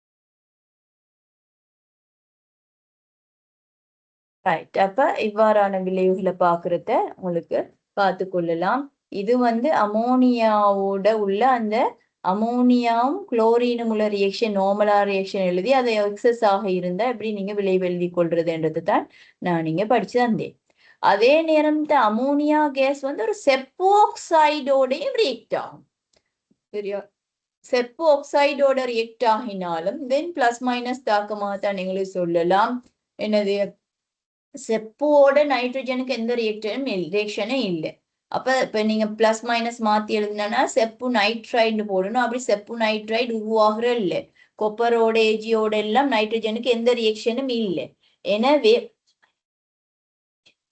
அப்ப என்ன நடக்கும்னு சொன்னா செப்பும் நைட்ரஜனும் தனியாக பிரிஞ்சு வரும் பாருங்க கொப்பர் ஆக்சைடும் அமோனியாவும் ரியாக்ட் ஆகினா செப்பு திண்மம் செப்பும் நைட்ரைடு வரும் யோசிப்பீங்க ஆனா செப்பு நைட்ரைடு உருவாகிறல்ல செப்பும் நைட்ரஜனும் பிரிஞ்சு வரும் அப்ப செப்பு திண்மம் நைட்ரஜன் கேஸோட மத்த விளைவு வந்து H2O ஆக இருக்கு இப்ப இதை வந்து நீங்க ஒட்சியற்ற நிலை மாற்றத்தை வச்சு அதை பேலன்ஸ் பண்ணி கொள்ளுங்க சரியா அந்த ரியாக்ஷன் உங்களுக்கு பார்க்கலாம் வேற இனி அமோனியா கேஸோட அமோனியா கேஸ் வந்து காரத்தன்மையான ஒரு HCl கேஸோட வந்து ரியாக்ட் ஆகினா NH4Cl என்ற திண்மம் வரும் இது ஆக ஒரு இம்பார்ட்டன்டான ஒரு reaction right this is important reaction why because அது வந்து ஒரு எப்படின்னு சொன்னால் இப்ப இது பிராக்டிக்கல் அமோனியம் குளோரைடு வந்து வந்தா பிராக்டிக்கல் அமோனியம் குளோரைடு வந்தா அது வந்து வெண் தூமத்தை புகமாதி வெண் தூமத்தை உருவாகும் அமோனியம் குளோரைடு ஒரு பிராக்டிக்கல் அமோனியா வாயு வாரத ரெண்டு விதத்துல எங்களுக்கு உறுதிப்படுத்தலாம் எப்படின்றால் சரியா அப்ப வெண் தூமத்தை உருவாக்குறன்றது நாங்க அதாவது அமோனியா கேஸ் வந்து நெஸ்லர் ரியேஜென்ட்டோட எங்களுக்கு ரியாக்ட் ஆக வச்சு பார்க்கலாம் நெஸ்லர்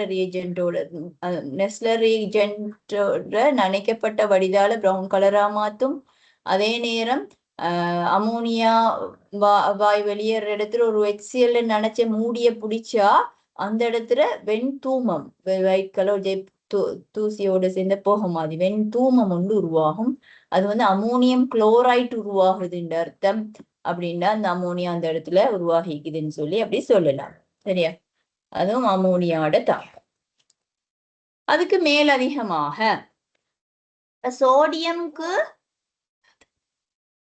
சோடியம் போன்ற மூலகங்களோடையும் அமோனியா தாக்க முடியும் சோடியமும் நைட்ரஜனும் ரியாக்ஷன் இல்லை ஆனா சோடியம் வந்து அமோனியாவோட தாக்கம் அடையும் ஆனா சோடியம் எப்பயும் ஒட்சியேற்றம் தான் அடையும் ஏன்னா அது தாக்குதல் ஆகக்கூட எனவே சோடியம் +1 ஆக மாறும் NaNH2 + H2 வரும் NaNH2 + H2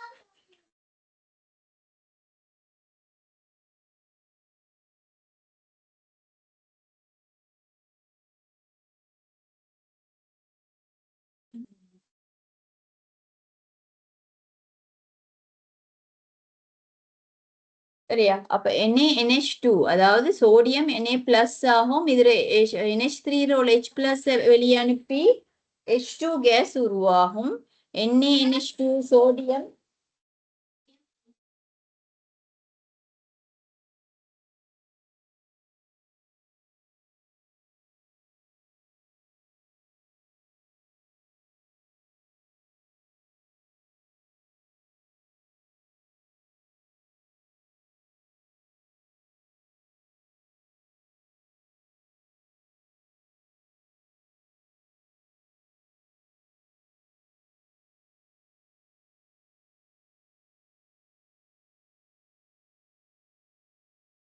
Sorry for the disturbance. Sodium அப்ப NH3 லிக்விடோட சோடியம் திண்மம் வந்து NH3 லிக்விடோட ரியாக்ட் ஆகினா NaNH2 லிக்விட் உருவாக்கும். இந்த H+ வெளியே விட்டு H2 கேஸ் உருவாகும். ரைட். அதே நேரம் இப்ப மெக்னீசியம் NH3யோட தான் மெக்னீசியம் NH3யோட ரியாக்ட் ஆகினா இப்ப மெக்னீசியத்துக்கும் நைட்ரஜனுக்கும் ரியாக்ஷன் இருக்குது. எனவே மெக்னீசியம் நைட்ரைடும் H2 வரும். சோடியத்துக்கு நைட்ரஜனோட ரியாக்ஷன் இல்லாதனால NaNH2 H2 கேஸும் வரும். மெக்னீசியத்துக்கு NH3யோட நைட்ரஜனோட ரியாக்ஷன் இருக்கிறதுனால மெக்னீசியம் நைட்ரைடன் ஹைட்ரஜன் கேஸ் வந்து உருவாகும். இந்த ரியாக்ஷன்ஸ் என்ன செய்யுது? அமோனியா வந்து ஒட்சியேற்றும் கருவியாக இருக்குது. சோடியம் 0 ஆக்சிடேஷன் ஸ்டேட்ல இருந்து சோடியத்தை +1 ஒட்சியேற்ற நிலைக்கு மாத்துது. எனவே அமோனியா ஒட்சியேற்றும் கருவியாக இருக்குது. இப்ப மெக்னீசியம் என்னது 0 ஆக்சிடேஷன் இயற்கை முக்கியமாக இருக்கும் போது அது 0 ஆக்சிடேஷன் ஸ்டேட். இந்த சேர்வையில வந்து மெக்னீசியத்தை +2க்காக ஒட்சியேற்று விட்டிக்குது. இது வந்து அமோனியாவோட தொழிற்பாடு, அதாவது அமோனியா ஒட்சியேற்றும் கருவியாக. ரைட். அப்ப அமோனியான்றது வந்து சில ரியாக்ஷன்ஸ், இந்த மாதிரி ரியாக்ஷன்ஸ்ல பொதுவாக மூலகங்களோட தாக்குதிறன் கூடிய மூலகங்களோட ரியாக்ஷன் சொன்னா அந்த இடத்துல ஒட்சியேற்றும் கருவியாக தொழிற்படும். அதே நேரம் நாங்க இப்ப மேல சில தாக்கங்களை பார்த்தோம். அந்த இடங்கள்ல தாழ்த்தும் கருவியாக அமோனியா வந்து என்ன செய்யுது? இப்ப குளோரினை தாழ்த்திக்குது. NH3Cl2 உள்ள தாக்கம் அது தாழ்த்தும் கருவியாக என்ன செஞ்சுக்குது?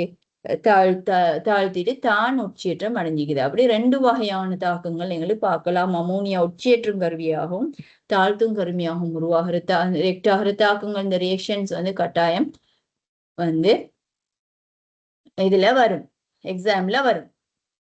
அடுத்தது அமோனியம் உப்புக்களோட வெப்ப பிரிகை. ரைட். அமோனியாவை வந்து நாங்க எப்படி வெப்ப பிரிகை அடைய செய்யறது? அமோனியம் உப்புக்களை வெப்பப்படுத்துற நேரம் என்ன நடக்குதுன்றதுதான் இங்க நாங்க பார்க்க வேண்டியது. இப்ப உதாரணமாக அமோனியம் கார்பனேட் திண்மம். சரியா? அமோனியம் கார்பனேட்டை நாங்க ஹீட் பண்ணினா அமோனியாவும் CO2வும் H2Oவும் வரும். இதை உங்களுக்கு பார்த்தோன்னே சொல்லலாம். அமோனியா வெளியேறும், CH2CO3 மிஞ்சினா அது CO2 + H2O பிரியும். அது உங்களுக்கு நார்மலா ரியாக்ஷன் எழுதுனா 2 அமோனியம் டிக்கிறதுனால 2 அமோனியா போடலாம். அதே நேரம் அமோனியம் குளோரைடு உப்பு வந்து வெப்ப பிரிகை செஞ்ச பொதுவாக அமோனியம் உப்புக்கள் யாவும் என்ன செய்யும்னா ஹீட் பண்ற நேரம் அமோனியாவை ரிலீஸ் பண்ணும். அப்ப அமோனியம் குளோரைடு உப்பை ஹீட் பண்ணினா அமோனியா வெளியே போயிட்டு HCl கேஸ் வெளியே வரும். அதே நேரம் அமோனியம் சல்ஃபேட் திண்மத்தை வெப்பப்படுத்தினா அமோனியம் +H2SO4 இது வெளியாக்கும். அமோனியாவை ரிலீஸ் பண்ணும். அப்ப இப்ப ஏதாவது ஒரு தாக்கத்துல ஒரு நெஸ்லர சோதனை பொருளுடன் பிரவுன் கலர் ஆக்குற அந்த வாயு வரிதாலை பிரவுன் கலர் ஆக்குற வாயு வெளியேறுதுன்னு சொன்னா அது அமோனியம் உப்பாக இருக்கலாம். சரியா? ஒரு உப்புன்னு சொன்னா அது ஒரு அமோனியம் உப்பாக இருக்கலாம். சில நேரம் இப்ப இந்த மாதிரி உப்புகள் இந்த ammonium nitrite, ammonium nitrate and ammonium dichromate, சரியா? இந்த உப்புக்கள் இருக்கும் போது அது கொஞ்சம் வெப்ப பிரிகை தாக்கம் வந்து வேற மாதிரி நடக்கும். இப்ப இது பாருங்க, அமோனியம் நைட்ரைட்னு சொன்னா இப்ப இந்த சேர்வையிலேயே மைனஸ் கூடினது ஆக்சிஜன், பிளஸ் கூடினது இது. சரியா? அப்ப 2 ஆக்சிஜனும் 4 ஹைட்ரஜனும் மிக்குது. அதை வச்சு 2 H2O எழுதிடலாம். அப்ப மிஞ்சிறது வந்து ஒரு நைட்ரஜன் தான் மிஞ்சுது. இந்த நைட்ரஜனும் மிஞ்சுது. அப்ப அதை வச்சு N2 கேஸ் + H2O கேஸ்ன்னு சொல்லி உருவாடலாம். சரியா? அதே நேரம் இப்ப NO3க்கு பாருங்க, மைனஸ் கூடினது வந்து இது, பிளஸ் கூடினது H+. அப்ப இது ரெண்டையும் சேர்த்து எத்தனை H2O எங்களுக்கு எழுதலாம்? 2 H2O எழுதலாம். இது ரெண்டையும் வச்சு நாங்க 2 H2O அப்படியே எழுதுறோம். சரியா? 2 H2O இருந்தா ஒரு ஆக்சிஜன் அணு மிஞ்சிட்டு தானே, இந்த இடத்துல ஒரு ஆக்சிஜன் அணு மிஞ்சிக்குது. அதுவும் இங்க 2 நைட்ரஜனும் மிஞ்சிக்கிறதுனால N2O கேஸ் வந்து வரும்.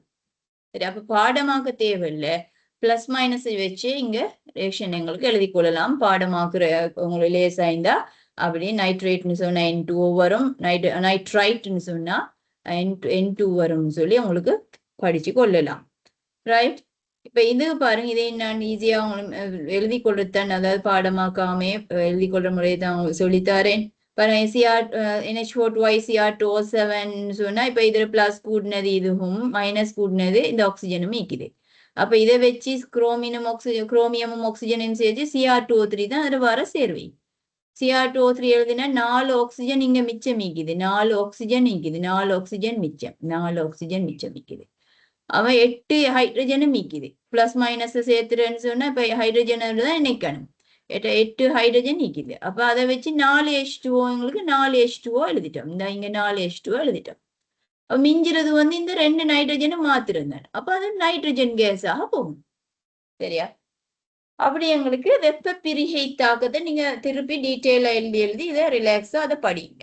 சரியா? வெப்ப பிரிகை தாக்கம், ammonium nitrate, ammonium nitrite, ammonium dichromate போன்ற உப்புகள்ற வந்து வெப்ப பிரிகை தாக்கம் டிஃபரெண்ட் ஆயிக்கும். பிளஸ் மைனஸ் வச்சு எழுதி கொள்ற முறையும் பார்த்து கொள்ளுங்க. சரியா? அடுத்தது நாங்க அமோனியம் உப்புக்களோட இனங்காணல் எப்படின்னு பார்ப்போம் இல்லையா? அதே நேரம் என்னது அமோனியம் பிளஸ், அதாவது எல்லா அமோனியம் உப்புக்களும் சோடியம் ஹைட்ரோக்சைடு. இப்ப அமோனியம் உப்பொண்டி, இந்த உதாரணமாக அமோனியம் குளோரைடுன்னு வைப்போம். ஒரு சோடியம் ஹைட்ரோக்சைட போட்டா வன்கார கரைசல் ஒண்ணு போடும் போது அமோனியா கேஸ் வெளியாகும். அமோனியம் உப்புக்களை இப்ப அமோனியம் உப்புண்ட கொள்ள நாங்க அமோனியம் குளோரைட்டாக இருக்கலாம், அமோனியம் நைட்ரேட்டாக இருக்கலாம், அமோனியம் சல்பேட். அமோனியம் உப்புக்களை எப்படி இனங்காண்றா வன்கார கரைசலை வச்சு இனங்காணலாம்.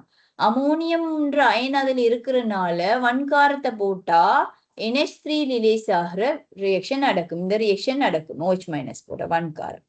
அதே நேரம் HCl போட்டால் வந்து என்ன நடக்கும்னா அந்த போற வாயு வெளியேற வாயுக்கு நாங்க HCl துவைக்கப்பட்ட மூடிய இல்லாட்டி கண்ணாடி கோல் ஒன்றை பிடிக்கும் போது வெண்தூமம் வெளியாகும்.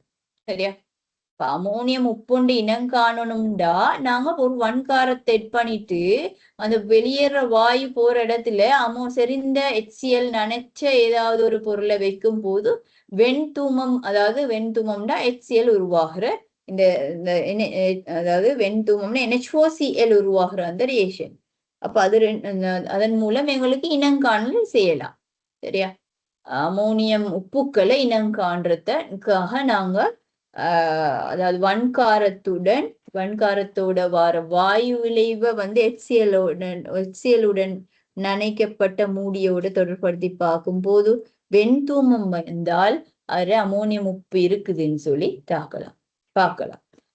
அதே நேரம் இப்ப நான் கடைசியா பார்க்க போறேன் என்னன்னு சொன்னா நைட்ரேட் ஸ்பெஷலான 2 டெஸ்ட். சரியா? இந்த டெஸ்ட் சரியா ஆக முக்கியமானது. சரியா? இந்த டெஸ்டுக்கு ரைட் இதுல 2 டெஸ்ட் தரப்பட்டிக்குது. 2மே இம்பார்ட்டன்டான டெஸ்ட். அதுல ஃபர்ஸ்ட் ஒன் வந்து பாருங்க என்னன்னு சொன்னா, ஃபர்ஸ்ட் ஒன் வந்து நாங்க சொல்லுவோம் கபில வளைய சோதனை, பிரவுன் ரிங் டெஸ்ட்னு சொல்லுவோம். Brown ring. ரைட்? அப்ப இது எப்படின்னு சொன்னா இந்த ரியாக்ஷன் நடந்தா அந்த டெஸ்ட் டியூப்ல கீழே மேல இப்படி ஒரு ரிங் மாதிரி ஒரு பிரவுன் கலர் ரிங் கொண்டு உருவாகும். சரியா? கீழே மதகுகள் உருவாகிற நேரம் பிரவுன் கலர் ரிங் மாதிரி வரனால பிரவுன் ரிங் டெஸ்ட்ன்னு அதுக்கு நாங்க சொல்லுவோம். ரைட்? இந்த பிரவுன் ரிங் டெஸ்டுக்கு சரியா யாருன்னு சொன்னால் இந்த NO3 NO2 ரெண்டும் ஆன்சர் பண்ணும்.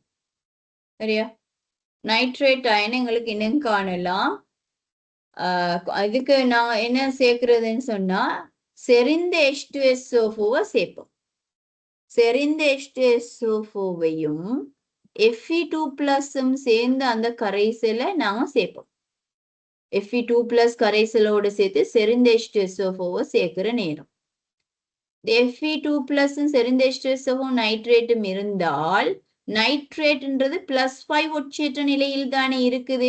அப்ப Fe2+ ரியாக்ட் ஆகிற நேரம் நைட்ரேட் என்ன செய்யும் சொன்னா Fe2+ Fe3+ ஆக மாத்தும். சரியா? ஒட்சியேற்றம் செஞ்சிடும். தான் NO கேஸாக மாறும். அதே நேரம் சல்பேட் அயனும் H2O விளைவாக வரும். சரியா? உங்களுக்கு தாக்கத்தை சமப்படுத்தலாம் தானே. அதாவது NO3 மைனஸ் உயர் ஒட்சியேற்ற நிலையில் இது +5ல Fe2+ அது வந்து ஒட்சியேற்றிவிடுற Fe3+ ஆக தான் வந்து NO கேஸாக மாறிக்கொள்ளும். இந்த NO கேஸ் வாரது இந்த தொகுதியில எஞ்சிய Fe2+ இந்த எஞ்சிய Fe2+. இப்ப நாங்க இதுக்கு உண்மையிலே Fe2+ கொஞ்சம் எக்ஸஸா போடணும். அப்படி போட்டா இதுல கொஞ்சம் எல்லாம் ரியாக்ட் ஆகிட்டு கொஞ்சம் Fe2+ எஞ்சும் தானே.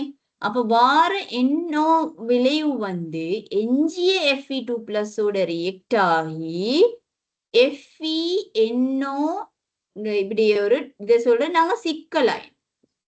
சரியா? பாருங்க இந்த சிக்கலாய் எப்படி ஃபார்மேட்னு சொல்லி FeNOன்ற லிகன் இணையோட இணைஞ்சி மறுவ திருப்பி ஒரு டபுள் பிராக்கெட் போட்டு காட்டிக்குது. இப்படின்னு சிக்கலைன் அர்த்தம். இது நீங்க டி பிளாக் கெமிஸ்ட்ரியில படிப்பீங்க. சிக்கலைன் FeNO2+ சரியா? சிக்கலைன நைட்ரோசைல் அயன் 2 அயன் அப்படியே எங்களுக்கு சொல்லலாம். என்னோட குரூப்பை இங்க நைட்ரோசைல்னு நாங்க லிகன் இப்படி சொல்லணும். சரியா? அப்ப இந்த மாதிரி பிரவுன் கலருக்கு காரணமான அந்த சிக்கலான ஒரு அயனை உருவாக்கும். இந்த அயன் உண்மையிலே வாரது எஞ்சிய Fe2+ஓட ரியாக்ட் ஆனது அல்ல. ரியாக்ட் ஆனது Fe3+ஆ போடும். எஞ்சிய Fe2+ இன்னும் சேர்ந்து இப்படி விளைவு வரும். ரைட்? இது வந்து டெஸ்ட் டியூப்ல ஒரு பிரவுன் ரிங் மாதிரி ஸ்டே ஆகும். அப்ப அதனால இது நாங்க பிரவுன் ரிங் டெஸ்ட்னு சொல்லலாம். அப்படி பிரவுன் ரிங் டெஸ்ட் ஆன்சர் பண்ணினா அதுல எங்களுக்கு நைட்ரேட் ஈக்குதுன்னு சொல்லி எங்களுக்கு சொல்லலாம். சரியா? அப்ப நைட்ரேட்டுக்கு நைட்ரைட்டுக்கு ஆன்சர் பண்ணுங்க.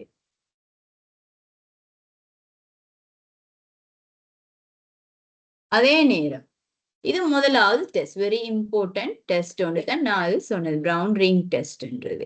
Right, first one.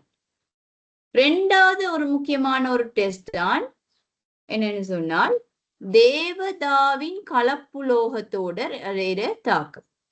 தேவதாவின் கலப்புலோகம் சொன்னா உண்மையிலே லெப்ல தேவதா செலோய் இருந்தால் அதில் தேவதாட கலப்புலோகம் இருந்தா அதுல 3 பேர் அலுமினியமும் செப்பும் ஜிங்கும் சேர்ந்துதான் நிற்பாங்க. 3 பேரும் சேர்ந்தாக்கும் தேவதா செலோய். அதாவது இதுல ஈரியல்ஃபு பொதுவாக ஒரு தன்மை ஒன்று இருக்குது. என்னன்னு சொன்னா ஈரியல்ஃபு மூலகத்துக்கு OH- போட்டு நைட்ரேட் அல்ல NO3- அயன் அல்லது NO2- அயன் இருந்தா அந்த இடத்துல வந்து அமோனியா வாயு வெளியேறத்தோட அந்த ஈரியல்ஃபு மூலகத்துல சிக்கல் அயன் ஒன்று உருவாகிற தாக்கம். அந்த ரியாக்ஷன் தான் நீங்க நடக்கும். அது செய்யறதுக்காக நாங்க தேவதாஸ் எலோய் வந்து பயன்படுத்துவோம். இப்ப இங்க வந்து எலுமினியம் அந்த எலோய் தேவதாட கலப்புலோகத்தை பாவிக்கலாம். அது 3 சேர்ந்த மூலகம் சேர்ந்தது ஐக்கியம். அப்படி இல்லாட்டி அலுமினியம், இப்ப அலுமினியம் இந்த அலுமினியத்துக்கு நாங்க கார கரைசலையும் போட்டு நைட்ரேட் கரைசல் ஒரு நைட்ரேட் கரைசல் கொஞ்சம் நைட்ரேட் நாங்க ஒரு நைட்ரேட் உப்பை பயன்படுத்தலாம். நைட்ரேட் உப்பு எடுத்து கொஞ்சம் போட்டு நாங்க என்ன செய்யணும் சொன்னா அதை ஹீட் பண்ணி டீக்கணும். அப்படி செஞ்சா அமோனியா வெளியாகும். AlOH4- என்ற அயன் உருவாகும். சரியா? இந்த தாக்கம் வந்து அமோனியா வெளியாகுது அப்படின்னு சொன்னா இது வந்து ஒரு நைட்ரேட் உள்ள நைட்ரேட் ஈக்கிறாண்டு ஒரு சந்தேகிக்கிற ஒரு அணையன் கரைசல் ஒன்று இருக்குறா அதுக்கு ஈரியல்ஃபு மூலகம் அலுமினியம் போன்ற ஈரியல்ஃபு மூலகம் அல்லது தேவதாவின் கலப்புலோகத்தையும் போட்டு வன்கார கரைசலையும் இடும் போது அமோனியா வெளியேறினா அந்த கரைசல்ற நைட்ரேட் வந்து இருக்குதுன்னு அர்த்தம். சரியா? இந்த தாக்கத்தை நீங்க சாப்படுத்துறத கொஞ்சம் பாருங்க. இதுல வந்து +5 ஒட்சியேற்ற நிலையில இருக்குது, +5ல ஒட்சியேற்ற நிலையில இருக்குது. நைட்ரஜன் இங்க -3 ஒட்சியேற்ற நிலைக்கு மாறுது. அதே நேரம் அலுமினியம் 0ல இருக்குது. சிக்கலைனுக்குள்ள அது வந்து +3 உட்சேர்த்த நிலைக்கு மாறுது. எனவே என்னது 5 3 8 எலக்ட்ரான் சேஞ்ச். இது 0ல இருந்து +3 3 எலக்ட்ரான்ஸ் சேஞ்ச். 3:8 தான் பி சமானம். 3 நைட்ரேட்னால 3 அமோனியா போடுற, 8 அலுமினியம்னால 8 AlOH4- என்ற சிக்கலைன போடுற. ரைட், அப்படி போட்டுட்டா 8 மைனஸ் விளைவின் பக்கம் இருக்கும். தாக்கியின் பக்கம் 3 மைனஸும் 5 மைனஸும் 8 மைனஸ் 3 மைனஸ் அண்ட் 3 மைனஸ் இருக்குது. 3 மைனஸ் இருக்குது தாக்கின் பக்கம். எனவே விளைவின் பக்கம் 8 மைனஸ் இருக்குது. எனவே 5 OH- போடுவோம். 5 OH- போட்டா 8 4 32 விளைவின் பக்கம் இருக்கிற 8 4 32 ஆக்சிஜன் அண்ட் ஹைட்ரஜன் பாருங்கள். இல்லாட்டி 8 4 32 ஹைட்ரஜன் 3 9 ஹைட்ரஜன். அப்ப 32 9 41 ஹைட்ரஜன் வரணும். 8 4 32 3 9 32 41 ஹைட்ரஜன் வரணும். 5 ஹைட்ரஜன் இங்க பெய்த்துட்டு 41ல, அப்ப 5 போனா 36 ஹைட்ரஜன் தேவை. எனவே 18H2O சொல்லி அவங்களுக்கு சமப்படுத்தி கொள்ளலாம். இதுல தாக்கத்தை சமப்படுத்துறது ஆக பிரதானமாக இருக்கும். விளைவு தெரிஞ்சாலும் உங்களுக்கு வந்து தாக்கத்தை சமப்படுத்தலைன்னு சொன்னால் உங்களுக்கு வந்து மார்க்ஸ் வந்து வராது. இதுக்கு நான் அதாவது NO3- நாங்க அலுமினியத்தையும், அதாவது NO3- தான் நாங்க ஐடென்டிஃபை பண்ண போறோம் கரைசலை யார் இருந்து. இப்ப இது இருக்கிறான்னு தெரியும். ஆனா நான் அலுமினியத்தையும் OH- மெட் பண்ணி பாக்குறேன். சரியா? அப்படி என்றால் என்ன செய்யும்? NH3 விளைவு வாரத்தோட அலுமினியத்துல உறுதியான ஹைட்ரோக்சைடு போட்டா உங்களுக்கு தெரியும். நாங்க இதை ஏற்கனவே அலுமினியத்துல படிச்சோம். AlOH4- என்ற சிக்கல் அயனத்தான் அது உருவாக்கி முடியும். சரியா? அதை நாங்க அலுமினியம் பாடத்துல படிச்சோம். இதுல வந்து நைட்ரஜனுக்கு +5 உட்சேர்த்த நிலை, அலுமினியம் 0 உட்சேர்த்த நிலை. இந்த நைட்ரஜனுக்கு வந்து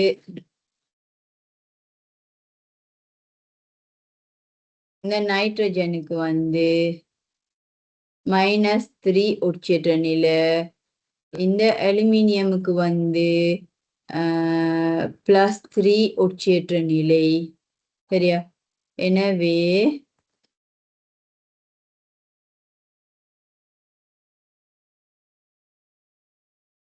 +5 இருந்து -3 போகுது. எனவே இங்க 8 எலக்ட்ரான் சேஞ்ச் ஆகுது. 0ல இருந்து இது +3 போகுது. எனவே 3 எலக்ட்ரான் சேஞ்ச் ஆகுது. 3:8 தான் பிசமானம். 3 நைட்ரேட்னால 3 அமோனியா, 8 அலுமினியம்னால 8 AlOH4-. ரைட், இப்ப நாங்க உங்களுக்கு தெரியும் அயன்ஸ் சமப்படுத்தணும். விளையும் பக்கம் 8- தாக்கியின் பக்கம் 3-. எனவே 5 OH- போது சார்ஜை பேலன்ஸ் பண்ணிட்டோம். இப்ப ஹைட்ரஜனை பாருங்க. இங்க 9 ஹைட்ரஜன், இங்க 8 4 32 ஹைட்ரஜன், ஓவரோல 41 ஹைட்ரஜன் வருகுது. இப்ப இங்க வந்து 5 ஹைட்ரஜன் தான் இருக்குது. எனவே 36 ஹைட்ரஜன் தேவை. எனவே 18H2O. ரைட், இப்படி நீங்க ஃபுல்லா ரியாக்ஷன் எழுதி சமப்படுத்தியும் தான் நீங்க அவ்வளவு கொஞ்ச நேரத்துக்குள்ள அவசரமாக சமப்படுத்தி தான் இதுல விளைவு கொடுக்கணும். இல்லாட்டி நீங்க இந்த விளைவுகளை NH3 AlOH4- சரியா எழுதினா கூட அதுக்கு எந்த மார்க்ஸும் தரப்பட மாட்டாது. ரைட், அதனால இன்ஆர்கானிக்ல வந்து நீங்க படிக்கிற நேரம் பிள்ளைகள் எப்பயுமே ரியாக்ஷனை வந்து பேலன்ஸ் பண்ணியே நீங்க அதை படிச்சு கொள்ளுங்க. இல்லாட்டி நீங்க எப்படி ஆன்சர் பண்ணாலும் உங்களுக்கு அந்த மார்க்ஸ் எல்லாம் வாங்கிக்கொள்ள முடியாது. ரைட், இப்ப இது வரைக்கும் நாங்க அப்ப இதுதான் நைட்ரேட்டுக்கான, இது நைட்ரைட்டுக்கும் இந்த டெஸ்ட்டுக்கு ஆன்சர் பண்ணும். NO2- இதே மாதிரி அதாவது NH3 வாரது நடக்கும். நைட்ரைட்டுக்கு ரெண்டுக்கும் உள்ள டெஸ்ட் தான் தேவதாவோட அலோய் பாவிக்கிறது. ரைட், அப்ப இது வந்து நைட்ரேட்ஸ் வந்து ஐடென்டிஃபை பண்ற டெஸ்ட். உங்களுக்கு ப்ரௌன் ரிங் டெஸ்ட், நெக்ஸ்ட் வந்து என்னது அதாவது ஈரியல்ஃபு மூலகமும் காரக்கரைசலும் போட்டு பார்க்கறது.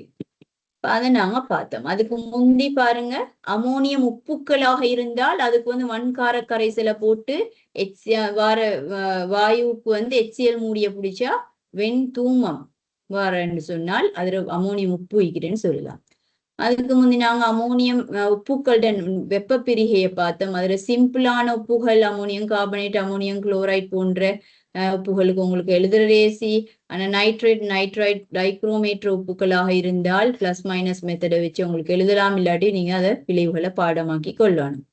அதே நேரம் வந்து நாங்க அமோனியாட ஒவ்வொரு வகையான ரியாக்ஷன்ஸ் பார்த்தோம். அமோனியா உச்சியேற்றும் கருவியாக தொழிற்படும் தாக்கங்கள்னு சொன்னா ஒரு உலோகங்களோடு எழுதின தாக்கமாக இருந்தால் அது உச்சியேற்றும் கருவியாக இருக்கும். அதே நேரம் வந்து ஒரு சில மூலகங்களோட அதாவது ஒரு செப்பு ஆக்சைடோட வந்து அது தாழ்த்தும் செப்ப தாழ்த்தி விட்டுரும். குளோரின் போன்ற குளோரின் கேஸோடையும் வந்து குளோரினை தாழ்த்துற ரியாக்ஷனாக இருக்கும், தாழ்த்தும் கருவியாக தொழிற்படும். அதே நேரம் அமோனியாவும் குளோரினுக்கும் இடையில என்ன NH3+N2 வரும். அதில் எக்ஸஸாக அமோனியா குளோரின் ஆகிய மிகையாக மாறும் போது எப்படி விளைவுகள் மாறுது, அதை எப்படி பேலன்ஸ் பண்றோம் பார்த்தோம். அதுக்கு மேல் அதிகமாக நாங்க அமோனியான்றது எப்படி நீர்ல கரைஞ்ச NH4H வரும், அதுக்கான ரியாக்ஷன்ஸை பார்த்தோம். அதோட நாங்க அதாவது ஆக்சோ அமிலங்கள், நைட்ரஜன் ஆக்சோ அமிலங்கள் HNO3 வந்து உலோகங்களோட எவ்வாறு தாக்கம் அடையுது, ஒரு ஐதான கன்சன்ட்ரேட்டட் கண்டிஷன்ஸ்ல எப்படி நீங்க விளைவுகள் எழுதணும்னு பார்த்தோம். அதோட வந்து நாங்க நைட்ரஸ் ஆசிட், நைட்ரிக் ஆசிட்ஸ் எப்படி ரியாக்ஷன்ஸ் வந்து அதிசயமாக ஈடுபடக்கூடிய ரியாக்ஷன்ஸை பத்தி பார்த்தோம். அதுக்கு முந்தி நாங்க நைட்ரஜன் சேர்வைகள் எதுன்னு சொல்லி பார்த்தோம் இல்லையா. அதுல நீங்க நல்லா அதை ப்ராக்டிஸ் பண்ணிக்கொள்ளணும். உச்சேற்ற நிலைகள் எப்படி பாக்குறன்றது. அடுத்தது நைட்ரஜன் வந்து சலத்துவம் மூலகமாக இருந்தாலும் எவ்வாறு என்னென்ன கண்டிஷன்ஸ் அது ரியாக்ட் ஆகுன்றத பார்த்தோம். அது ஆரம்பத்துல நாங்க இந்த கூட்டத்துல போக்குகள் எல்லாம் பார்த்தோம். இதெல்லாம் நீங்க டீட்டெயிலா எழுதி திருப்பி படிச்சு இன்ஷா அல்லாஹ் எக்ஸாம்ல அதுல ஆன்சர்ஸை ப்ராப்பரா எழுதி கொள்ளுங்க. இதோட நாங்க இந்த செஷனை முடிப்போம். அஸ்ஸலாமு அலைக்கும் வரஹ்மத்துல்லாஹி வபரகாத்துஹு. Good morning.